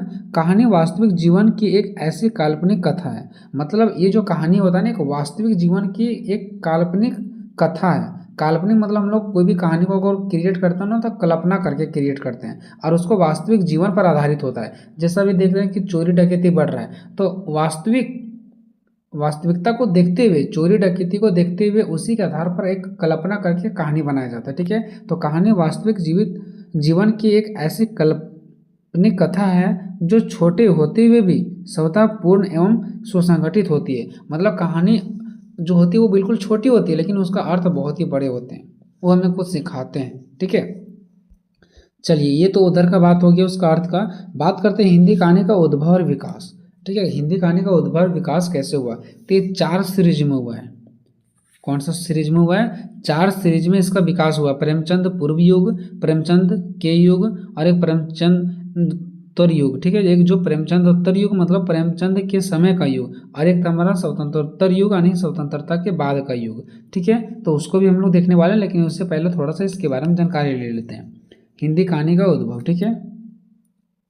देखिए, कहानी का इतिहास अति प्राचीन है। जो हमारा कहानी ये बहुत ही पुराना है। मानव सभ्यता के विकास के साथ ही मानव समाज में कहानी कहने सुनने की परंपरा चल पड़ी। जब मानव का विकास हो रहा था ना, मानव की सभ्यता का विकास हो रहा था ना, उसी समय से मानव समाज में कहानी को कहना सुनना, एक दूसरे को बोलना, एक दूसरे से सुनना, ये परंपरा चल पड़ी। उसी टाइम से ये परंपरा चलता हुआ आ रहा है, ठीक है, जिसको कथा भी कह सकते हैं हम लोग। साहित्य में, साहित्य मतलब जो हिंदी में हमारा नाटक होता है, कहानी होता है, ये सब हमारा साहित्य होता है, ठीक है। तो साहित्य में कहानी एक लोकप्रिय विधा मानी जाती है, यानी साहित्य में कहानी को एक बहुत ही लोकप्रिय विधा मानी जाती है, क्योंकि ये बहुत पहले से चला हुआ आ रहा है। कहानी की विशेषता यह है कि कोई भी नाटक, उपन्यास आदि सभी में कोई ना कोई कथा कहानी जरूर होता है। देखो, अब कहानी का सबसे ज़्यादा विशेषता, मोस्ट इम्पॉर्टेंट चीज़ क्या है पता है, चाहे आप नाटक ले लो, चाहे उपन्यास ले लो, कुछ भी ले लो, इस सभी में कुछ ना कुछ कथा आपको जरूर मिलेगा, यानी कि कुछ ना कुछ कहानी जरूर मिलेगा, ठीक है। यही हमारा कहानी का एक सबसे मुख्य विशेषता है। चलिए, अब हम बात करते हैं। ऐसा कहा जाता है कि हृदय के भाव को व्यक्त करने के लिए समय समय पर जितने भी साहित्य रूपों का उदय हुआ उन सब में कहानी किसी न किसी रूप में विद्यमान थी। मतलब ऐसा कहा गया कि जो हमारे हृदय, जो हमारे मन की भाव है, उस हम दूसरों तक व्यक्त करेंगे ना, जो हमारे मन के विचार हैं वो हम किसी को ना किसी को सुनाएंगे, दुख दर्द जो भी होगा सुनाएंगे। तो हम एक दूसरे को जो सुनाते हैं ना, उसमें कहीं ना कहीं कहानी छुपा हुआ रहता है, और जो हम किसी को सुनाते हैं वही तो हमारा कहानी है ना। ठीक है, वही हमारा कथा है। अब रामायण ले लो, महाभारत ले लो, पुराण ले लो, इन सभी में कथाएं भरी हुई है, कथाएं हैं, मतलब कहानी है इसमें। ठीक है, हिंदी कहानी का प्रारंभ कैसे हुआ? हिंदी कहानी पर जो हिंदी की प्रथम कहानी है वो कौन सी है? इन विषयों को लेकर विद्वानों में लंबे समय तक विवाद रहा। यानी कि जो विद्वान लोग थे, हिंदी के जो बड़े बड़े विद्वान लोग थे, उनके मन में ये सवाल हमेशा से चलते रहे हैं कि हिंदी कहानी का प्रारंभ कैसे हुआ, आखिर हिंदी कहानी जो है वो आया कैसे, हिंदी की प्रथम कहानी कौन सी है, यानी हिंदी का प्रथम कहानी कौन सा। पहली बात तो हिंदी आया कैसे, इस शुरुआत कैसे हुआ इसका, और अगर शुरुआत हुआ तो पहला हिंदी का कहानी कौन था। ठीक है, इन सभी विषयों पर लेकर के इन विद्वानों के अंतर्गत क्या है, बहुत सारे कन्फ्यूजन है, विवाद रहा है। ठीक है, चलिए ये तो एक छोटा सा पॉइंट्स हम लोगों ने देखा हिंदी कहानी के उद्भव विकास। अब मैंने यहाँ से देखते हैं, ठीक है, हिंदी कहानी के विकास का क्रम, कि जो हिंदी का कहानी का विकास हुआ है, जैसे बच्चा जो होता है वो छोटा होता है, फिर धीरे धीरे क्या होता है, बड़ा होता है, धीरे धीरे बड़ा होते चला जाता है। वैसे ही हिंदी कहानी का भी देखेंगे विकास का क्रम, कि धीरे धीरे बड़ा कैसे होता है, मतलब धीरे धीरे और ज़्यादा विकसित कैसे होती है। ठीक है, इसके बारे में हम लोग जानेंगे। तो यहाँ पे 4 हम लोग देखेंगे, एक प्रेमचंद के पूर्व युग, और एक प्रेमचंद के समय का युग, और एक है हमारा प्रेमचंदोत्तर युग, यानी कि प्रेमचंद के बाद का युग भी आप लिख सकते हैं अगर ये पॉइंट भूल जाते हैं। ठीक है, और एक हमारा स्वतंत्रोत्तर युग, यानी स्वतंत्रता के बाद का युग, ऐसे भी आप लिख सकते हैं। ठीक है, चलिए आते हैं पॉइंट नंबर पहला पर, प्रेमचंद पूर्व युग, यानी कि प्रेमचंद से पहले हिंदी का विकास कहाँ तक हुआ था, हिंदी कहानी का जन्म हुआ था कि नहीं हुआ था, ये सब चीज़ों के बारे में हम लोग देखेंगे। ठीक है, देखिए अच्छे से आपको समझना है। ठीक है, हिंदी कहानी के विकास की यात्रा सरस्वती, ठीक है, तथा हिंदू पत्रिकाओं के प्रकाशन से आरंभ हुआ। ठीक है, देखिए हिंदी कहानी जब उस टाइम जो हिंदी कहानी छपता था ना, वो सरस्वती और हिंदू पत्रिकाओं के प्रकाशन से आरंभ हुआ। मतलब उस टाइम सरस्वती और हिंदू 2 पत्रिकाएं थे, और इसी में क्या होता था, हिंदी कहानी छपते थे। हिंदी की आरंभिक कहानियाँ इन्हीं पत्रिकाओं में छपी। जो हिंदी का उस टाइम कहानी था ना, वो इसी सभी पत्रिकाओं में क्या होता था, छपता था। जैसे देखिए यहाँ पे किशोरी लाल गोस्वामी हो गया, रामचंद्र शुक्ल जी हो गया, शिव प्रसाद जी हो गया, ठीक है, आदि के कहानी को इन पत्रिकाओं में प्रकाशन किया गया। यानी जो इन सभी, जो अभी मैंने आपको लेखक का नाम बताया, ठीक है, इन सभी लेखक की जो कहानी हुआ करता था ना, वो पत्रिकाओं में प्रकाशन किया जाता था, यानी कि पत्रिकाओं में छापा जाता था। जैसे हम लोग कॉपी के पन्ने में छापते हैं, उस टाइम पत्रिकाओं में छापा जाता था। ठीक है, कौन सा पत्रिका में, तो सरस्वती और हिंदू पत्रिका में छापा जाता था। ठीक है, तथा विद्वानों में इनमें से प्रथम कहानी किसका है को लेकर मतभेद रहा है। और अभी भी विद्वानों में ये चीज़ को लेकर के मतभेद रहा है कि जो सबसे पहला कहानी है ना, वो किसका है, किशोर लाल गोस्वामी जी का है, कि रामचंद्र शुक्ल जी का है, कि शिव प्रसाद जी का है, कि और भी सारे जो लेखक थे उनका है। मतलब ये अभी भी इनके मन में कन्फ्यूजन है कि पहला लेखक कौन थे और उसका पहला कहानी क्या था। ठीक है, आगे देखिए आचार्य रामचंद्र शुक्ल जी द्वारा, देखिए आचार्य रामचंद्र शुक्ल जी द्वारा एक कथन दिया गया। इन्होंने ये बोले कि किशोरी लाल गोस्वामी की जो इंदुमती हिंदी का प्रमुख कहानी है। मतलब आचार्य रामचंद्र शुक्ल जी का ये कहना है कि जो किशोरी लाल गोस्वामी है ना, इन्होंने कहानी लिखा है जिसका नाम है इंदुमती, और इसी को प्रमुख कहानी माना जाता है कि यही पहला कहानी है ना। कहानी का वास्तविक स्वरूप प्रेमचंद युग में निखर कर सामने आया। देखो अभी तक तो ये जो हम लोग पढ़ रहे हैं ये कब का युग है, प्रेमचंद से पहले का युग। तो प्रेमचंद से पहले का युग जो था ना, उसमें ज़्यादा विकास नहीं हो पाया कहानी का, लेकिन कहानी का जो एक्चुअल में जो कहानी निखर करके आया सामने, जो ये एक्चुअल में जो विकास हुआ ना, वो प्रेमचंद के समय में क्या हुआ, इसका विकास हुआ, यानी कि इस युग में हुआ, प्रेमचंद युग में इसका सबसे ज़्यादा विकास हुआ। अभी ये यहाँ से बस जन्म लेना स्टार्ट हुए, ठीक है, लेकिन इसका एक्चुअल जो निखार है, इसका जो विकास है वो प्रेमचंद युग के समय में इसका विकास हुआ है। ठीक है, चलिए, यहाँ पे एक चीज़ आप लोग लास्ट में समझ गए होंगे कि आचार्य रामचंद्र जी का ये कहना था कि इंदुमती ही सबसे पहला कहानी है जो किसके द्वारा लिखा गया है, किशोरी लाल गोस्वामी के द्वारा लिखा गया है। ठीक है, तो एक नंबर में आ भी सकता है कि पहला हमारा जो हिंदी का कहानी है उसका नाम क्या है, तो इंदुमती। अब दूसरा आता है दोस्तों प्रेमचंद युग। प्रेमचंद युग में कहानी का सबसे ज़्यादा विकास हुआ है।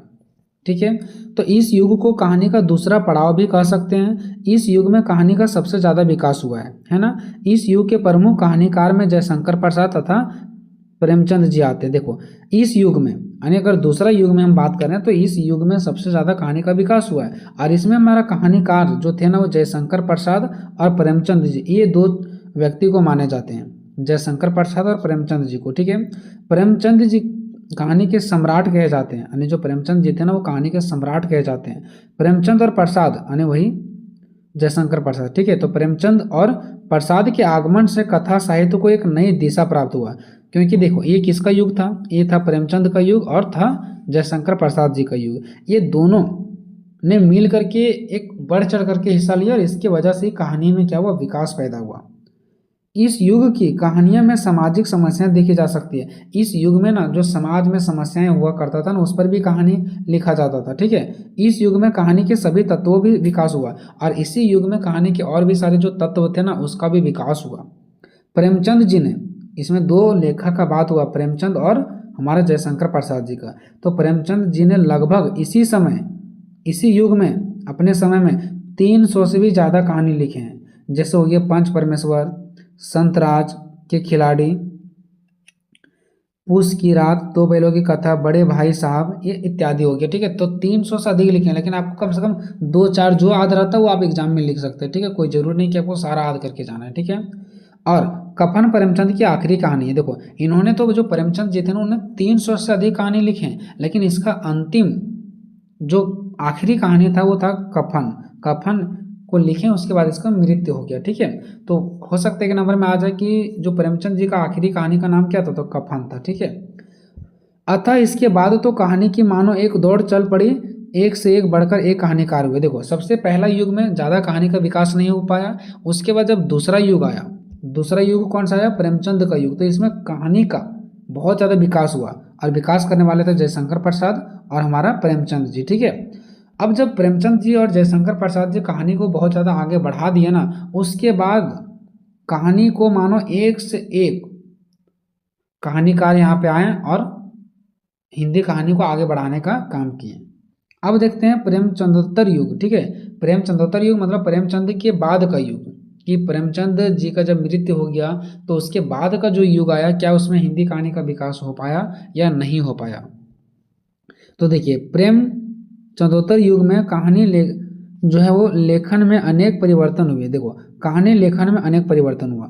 प्रेमचंद जी के बाद जो हमारा कहानी है उसमें बहुत ज़्यादा परिवर्तन देखने को मिला। इस युग में एक तरफ मनोवैज्ञानिक कहानियाँ लिखी गई तो दूसरी तरफ सामाजिक कहानियाँ लिखा गया। मतलब एक तरफ मनोवैज्ञानिक कहानियाँ लिखा जाता था तो एक तरफ सामाजिक कहानियाँ लिखा जाता था। ठीक है, मनोवैज्ञानिक जो मतलब वैज्ञानिक पर आधारित और एक तरफ से सामाजिक कहानियाँ। ठीक है, अब आगे देखिए इसी पॉइंट में प्रेमचंदोत्तर युग यानी प्रेमचंद के टाइम का जो युग था, ठीक है, उसके बाद का युग, प्रेमचंदोत्तर युग मतलब उसके बाद का युग। ठीक है, तो प्रेमचंदोत्तर युग के प्रमुख कहानीकारक में यशपाल, अमृतराज, ठीक है, अमृत राय, भगवती चरण वर्मा, अमृतलाल नागर व चंद्रगुप्त विद्यालंकर थे। ये सब जो यहाँ पे आपको लेखक के नाम ये सब आपको जो दिख रहा है ना, ये सब कहानीकार थे, कहानी को लिखते थे। किस टाइम में, जब हमारा प्रेमचंद जी का मृत्यु हो जाता है उसके बाद ये लोग क्या करते हैं, कहानी को आगे बढ़ाते हैं और कहानी लिखते हैं, जिसमें नाम आपको याद रखना दोस्तों, यशपाल, अमृत राय, भगवती चरण वर्मा, अमृतलाल नागर और चंद्रगुप्त विद्यालंकार। ठीक है, विद्यालंकार, ये आपको याद रखना। आप 2-3 भी लिख सकते हैं अगर याद नहीं रहता है तो मैं बता रहा हूँ। ठीक है, इसी में देखिए प्रेमचंदोत्तर युग के अधिकांश कहानीकारक मार्क्सवादी दृष्टिकोण से प्रभावित थे। देखो, जो प्रेमचंद जी के बाद का जो युग कहानी का था ना उसमें जितने सारे लेखक आए ना वो लगभग सभी मार्क्सवादी पर आधारित थे। ठीक है, एक विचारधारा मार्क्सवादी। ठीक है, इसी पर लगभग सभी लेखक का विचार था, इसी पर आधारित थे, मार्क्सवादी पे। असपाल क्या थे? एक लेखक थे, ठीक है। असपाल ने मार्क्सवादी को अपनी कहानियों का आधार बनाया। देखो, असपाल जो जी थे, जो कहानियों को लिखते थे, वो मार्क्सवाद को अपना कहानी का आधार भी बना दिए, ठीक है। और इनका कहानी का नाम क्या क्या था? तर्क का तूफान, फूलों का कुर्ता, अभिशाप आदि इनकी प्रमुख कहानियां थे। किसकी कहानियां? असपाल जी का। असपाल जी का प्रमुख कहानी था तर्क का तूफान, फूलों का कुर्ता और अभिशाप। चलो अब देखते हैं स्वतंत्रोत्तर युग, यानी कि जब हमारा देश स्वतंत्र हो गया उसके बाद का युग, यानी कि जिसको समकालीन कहानियां भी कहा जा सकता है, ठीक है। देखो, स्वतंत्रता के बाद का हिंदी कहानियों को हम समकालीन कहानियां कहते हैं। जो हमारा देश की आज़ादी के बाद का जो हिंदी कहानी में विकास हुआ उसको हम लोग बोलते हैं समकालीन कहानी। इन कहानियों में जीवन की जटिलताओं, भ्रष्टाचार और शोषण आदि का चित्रण देखने को मिलता है। मतलब हमारा देश की आज़ादी के बाद जो हमारा कहानी आया ना, उसमें भ्रष्टाचार से रिलेटेड, जटिलताओं से रिलेटेड और शोषण से रिलेटेड कहानियाँ देखने को मिलता है, क्योंकि इस टाइम जटिलता, भ्रष्टाचार, शोषण बढ़ चुका था। इस युग के प्रमुख कहानीकारक यानी स्वतंत्रता के बाद मोहन राकेश, राजेंद्र यादव, रेणु, शिव प्रसाद जी जैसे लेखक थे, ठीक है। अब हम बात करते हैं दोस्तों इसका निष्कर्ष का, कि आप लोगों ने पूरा क्या पढ़ा उसको निष्कर्ष में लिखना होता है छोटा पॉइंट में, ठीक है। जिस प्रकार समय कभी रुकता नहीं, उसी प्रकार कहानी लेखन की परंपरा भी रुकता नहीं है। कहानी हमेशा लिखा जाता है और लिखाते रहेगा, ठीक है। इंदुमती से लेकर आज तक, इंदुमती जो पहला कहानी लिखा गया था, तो इंदुमती से लेकर के आज तक कहानी लिखी जा रही है। मतलब पहला जब हमारा लेखक लोग कहानी को लिखे थे इंदुमती, उस टाइम से लेकर के आज तक भी कहानी लिखा जा रहा है।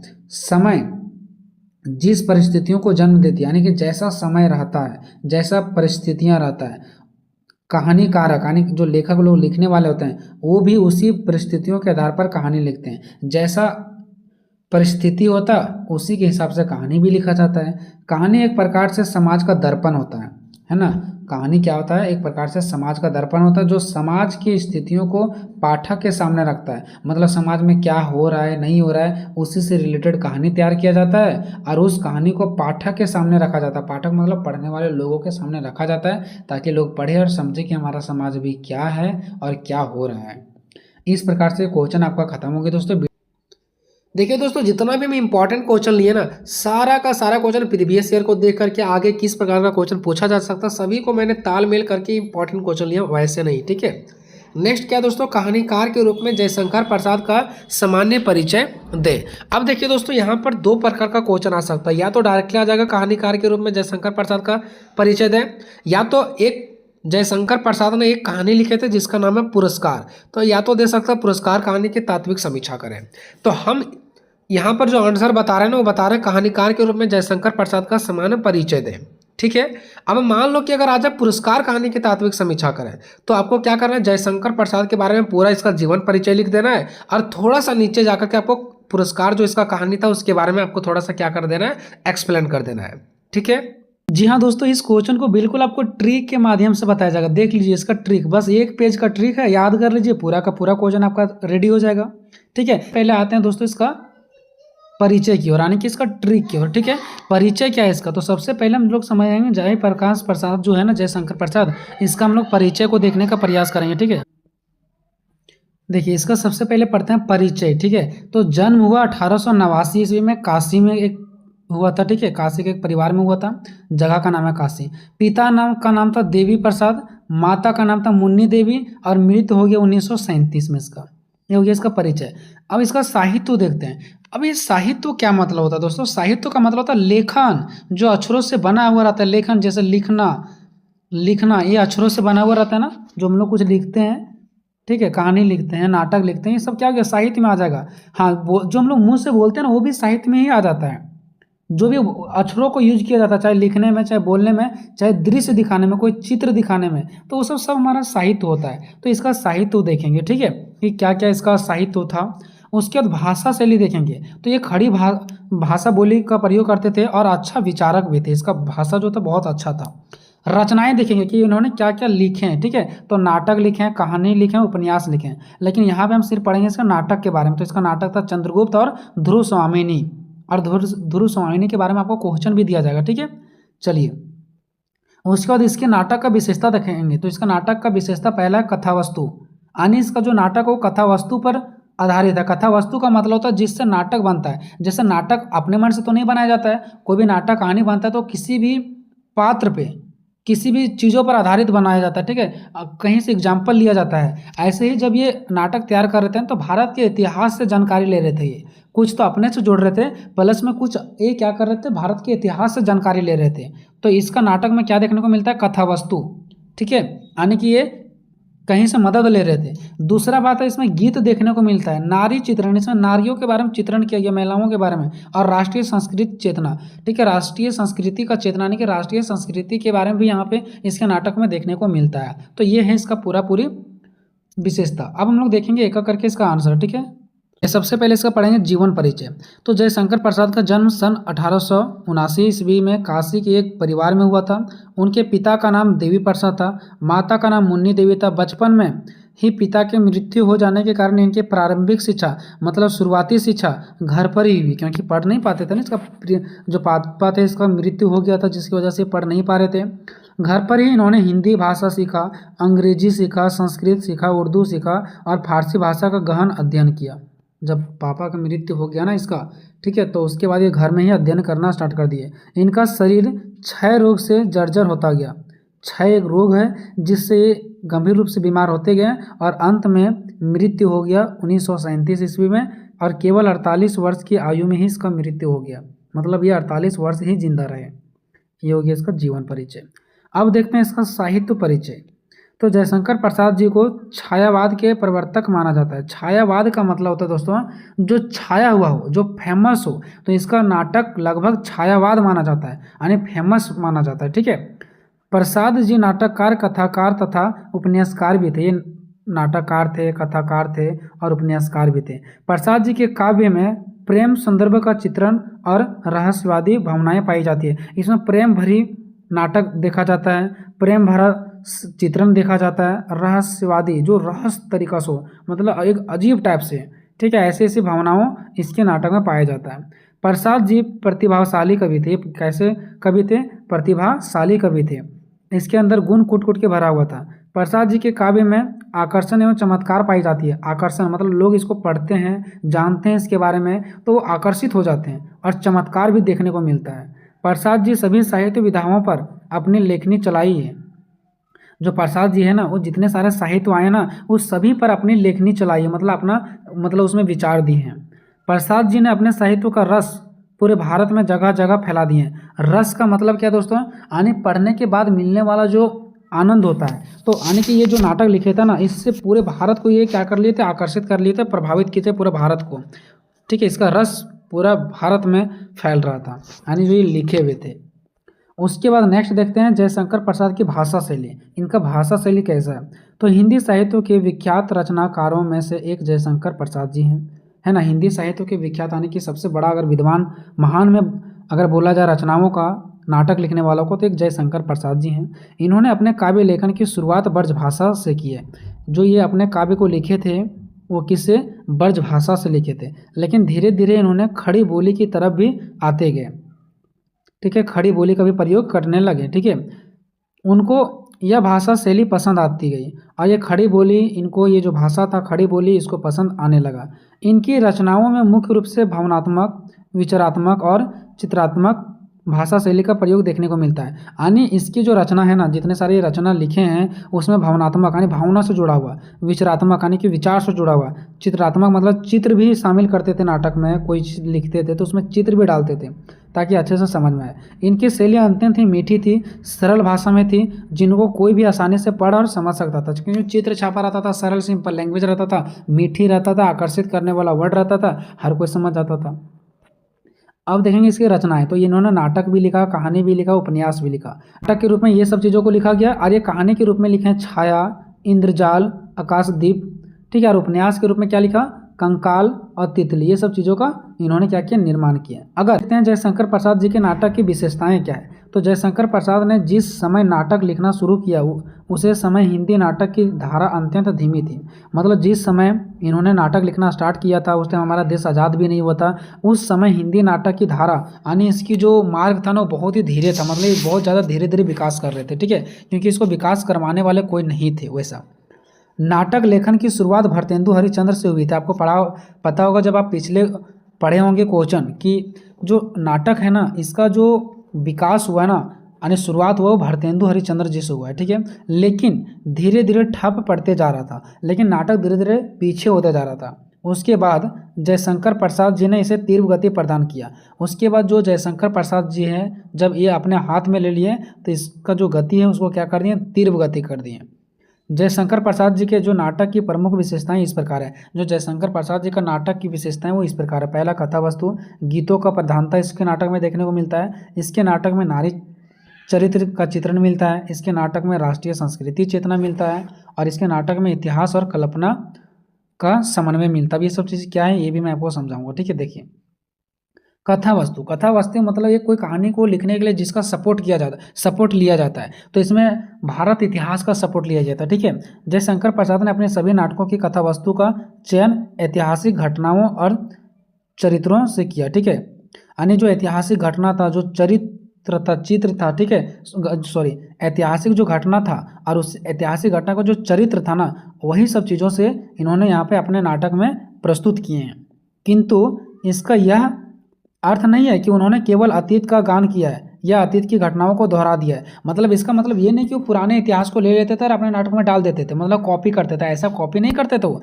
वस्तुतः प्रसाद जी ने अपने नाटकों की कथा वस्तु में इतिहास के माध्यम से वर्तमान की समस्याओं को चित्रित किया है, ठीक है। मतलब वो क्या करते थे, इतिहास का मदद लेते थे, बीती हुई चीज़ों के कि भारत में क्या बीता हुआ चीज़ था उसका तो मदद लेते थे, लेकिन उसी के माध्यम से वर्तमान समय माने कि अभी के समय की परिस्थितियों का भी प्रेजेंट करते थे उसमें नाटकों में, ठीक है। सिर्फ मदद लेते थे वो, मतलब बीते हुए चीज़ों से, अतीत की घटनाओं को, पुरानी घटनाओं का सिर्फ मदद लेते थे, ठीक है। लेकिन जो वर्तमान समय की जो चित्रित करते थे ना वो पीछे से मदद लेते थे और वर्तमान समय के बारे में बताते थे, तो ये कॉपी पेस्ट नहीं करते थे, ठीक है। गीतों का प्रधानता, इसके नाटक में गीतों का प्रधानता है, ठीक है। प्रसाद यानी कि जयशंकर प्रसाद जो थे, ठीक है, जयशंकर प्रसाद जी मूलतः कवि थे, वो ये क्या थे, कवि थे। इसी कारण इनके लगभग हर नाटक में गीत आए हैं। इसका हर एक नाटक में आपको गीत देखने को मिलेगा।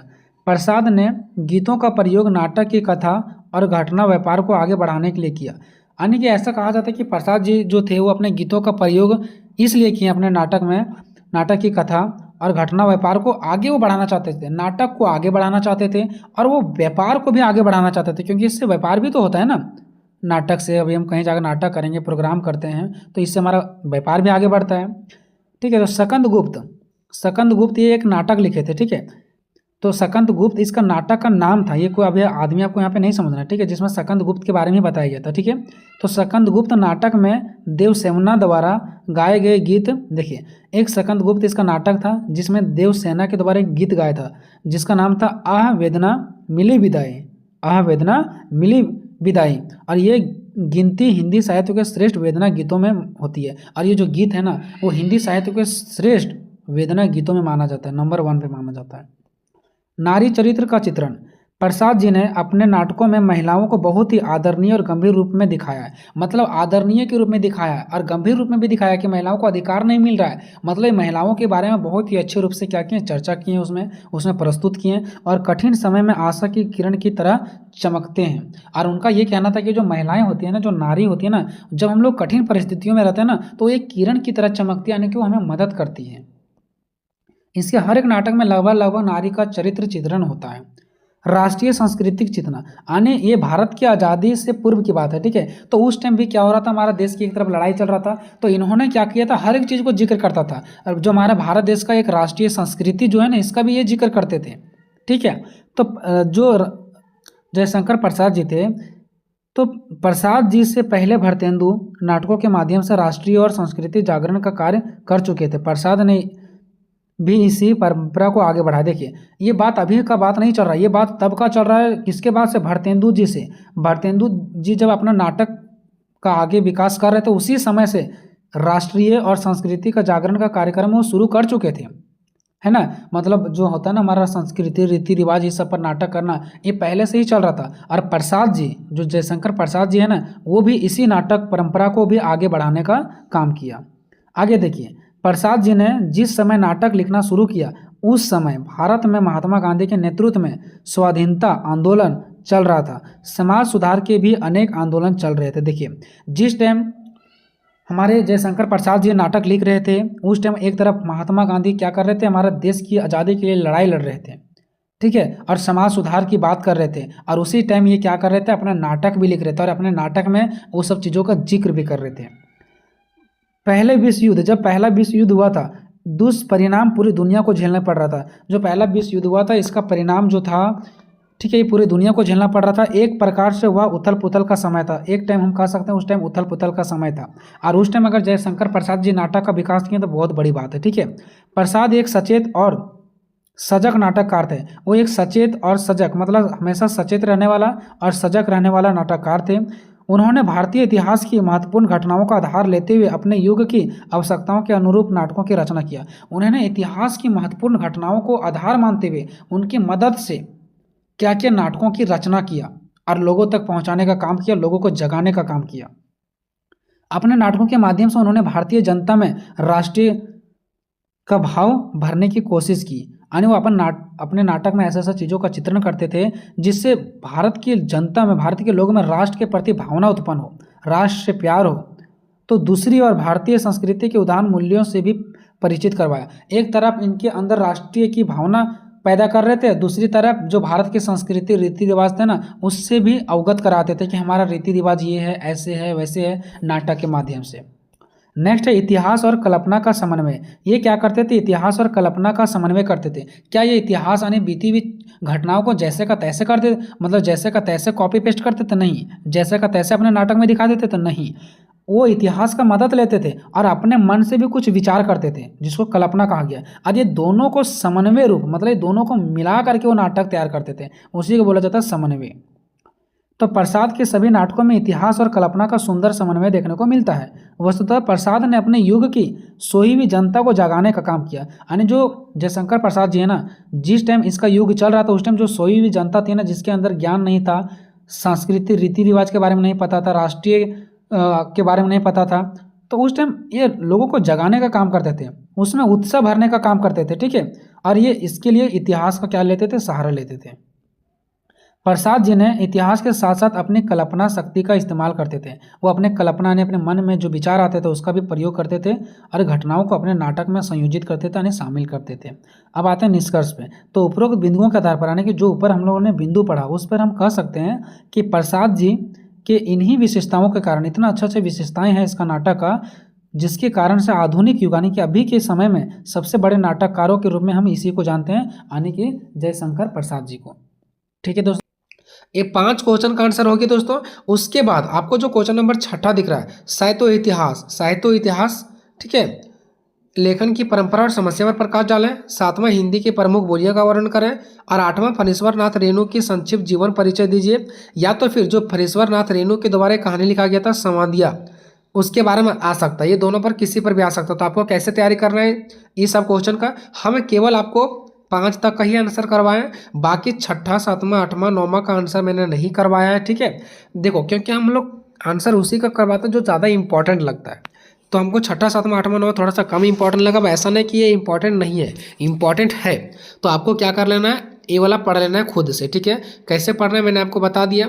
जैसे फणीश्वर नाथ रेणु जी जो है, इसका जीवन परिचय पढ़ लेना है और इसका एक कहानी है समधिया, उसके बारे में भी थोड़ा सा पढ़ लेना है। अब चाहे क्वेश्चन ऐसे दे दे चाहे ऐसे दे दे, आपको पूरा लिखना है। फणीश्वर नाथ रेणु के बारे में भी और इसकी कहानी समधिया के बारे में भी लिखना है। ये 2 चीज़ आप लोग पढ़ के जाओ। क्वेश्चन अगर ऐसे आएगा तब भी इसका जीवन परिचय लिखना है और समधिया के बारे में लिख देना है। अगर क्वेश्चन ये वाला भी आएगा तब भी फणीश्वर नाथ रेणु का जीवन परिचय लिख देना है और समधिया के बारे में लिख देना है। सेम क्वेश्चन ऐसे भी। तो ये 6, 7, 8, 9 ये जो आपको 4 क्वेश्चन दिख रहा है ना, ये 4 क्वेश्चन का तैयारी आप लोग खुद से कर लो, ठीक है। अब चलिए तो हम दिखाते हैं 1 मार्क्स का क्वेश्चन, ईयर्स का पेपर, ठीक है। तो सबसे पहले हम पहला पेपर को देखेंगे, ठीक है।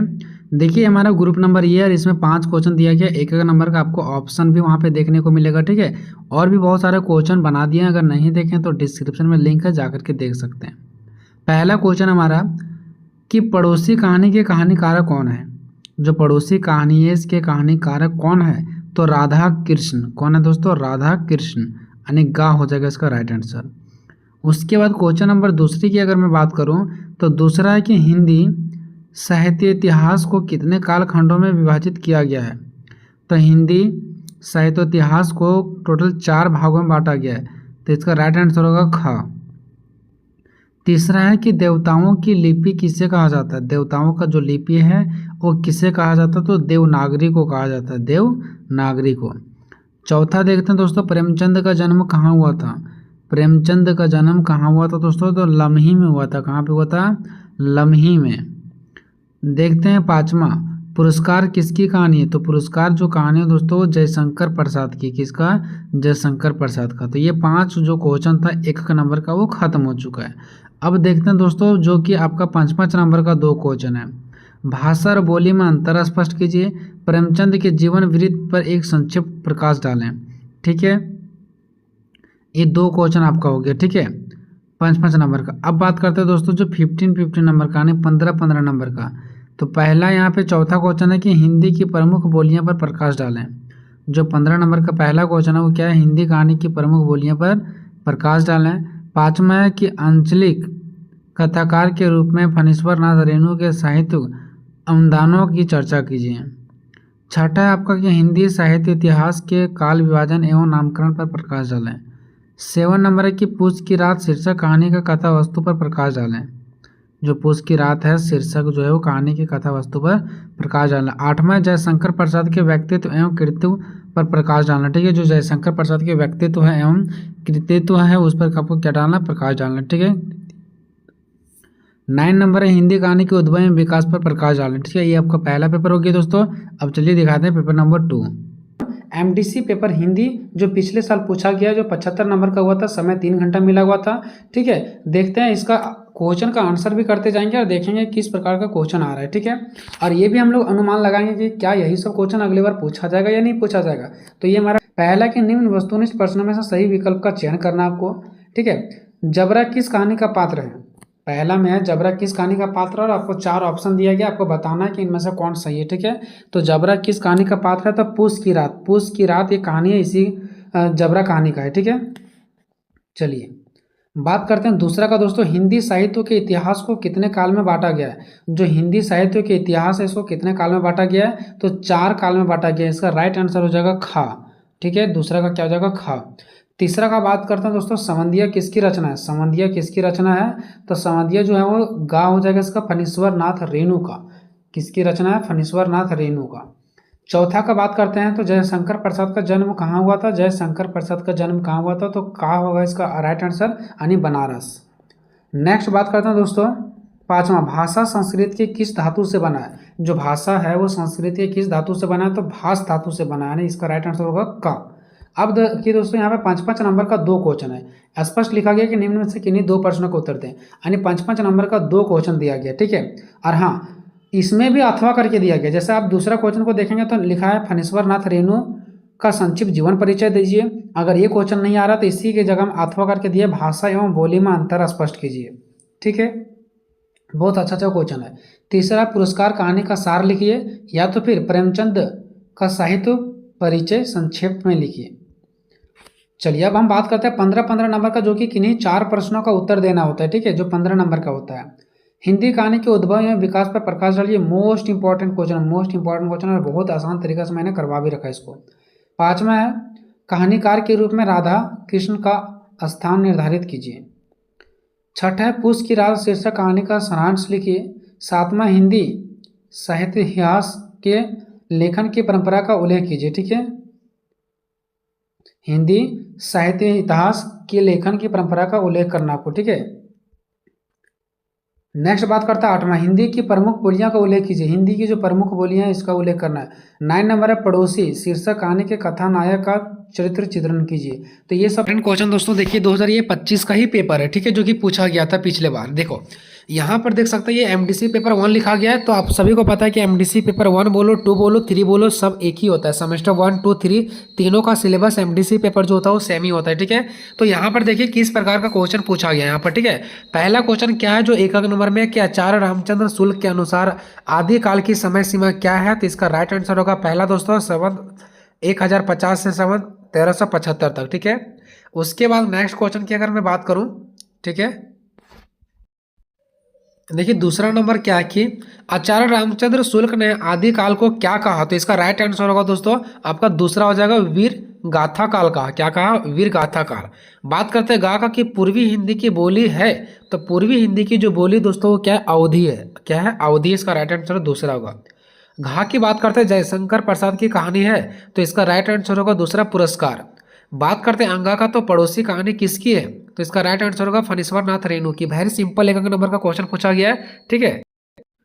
चलो अब ये हो गया एकक नंबर का क्वेश्चन। अब हम लोग बात करते हैं नेक्स्ट दोस्तों जो कि आपका 5-5 नंबर का पूछा गया। देखो यहाँ पर 4 को दे दिया गया है और बोला गया कि निम्नलिखित प्रश्नों में से किन्हीं 2 प्रश्नों का उत्तर देना, जैसे आदिकाल का नामकरण, भाषा एवं बोली में अंतर, संवादीय कहानी का सारांश, राधा कृष्ण का साहित्य परिचय, ठीक है। कोई 2 पर आपको लिखना है, ज़्यादा नहीं, 1 पेज से 1.5 पेज के बीच में ही लिखना है 5-5 नंबर का। बात करते हैं नेक्स्ट निम्नलिखित प्रश्नों में से किन्हीं 4 प्रश्नों का उत्तर देना आपको, ठीक है।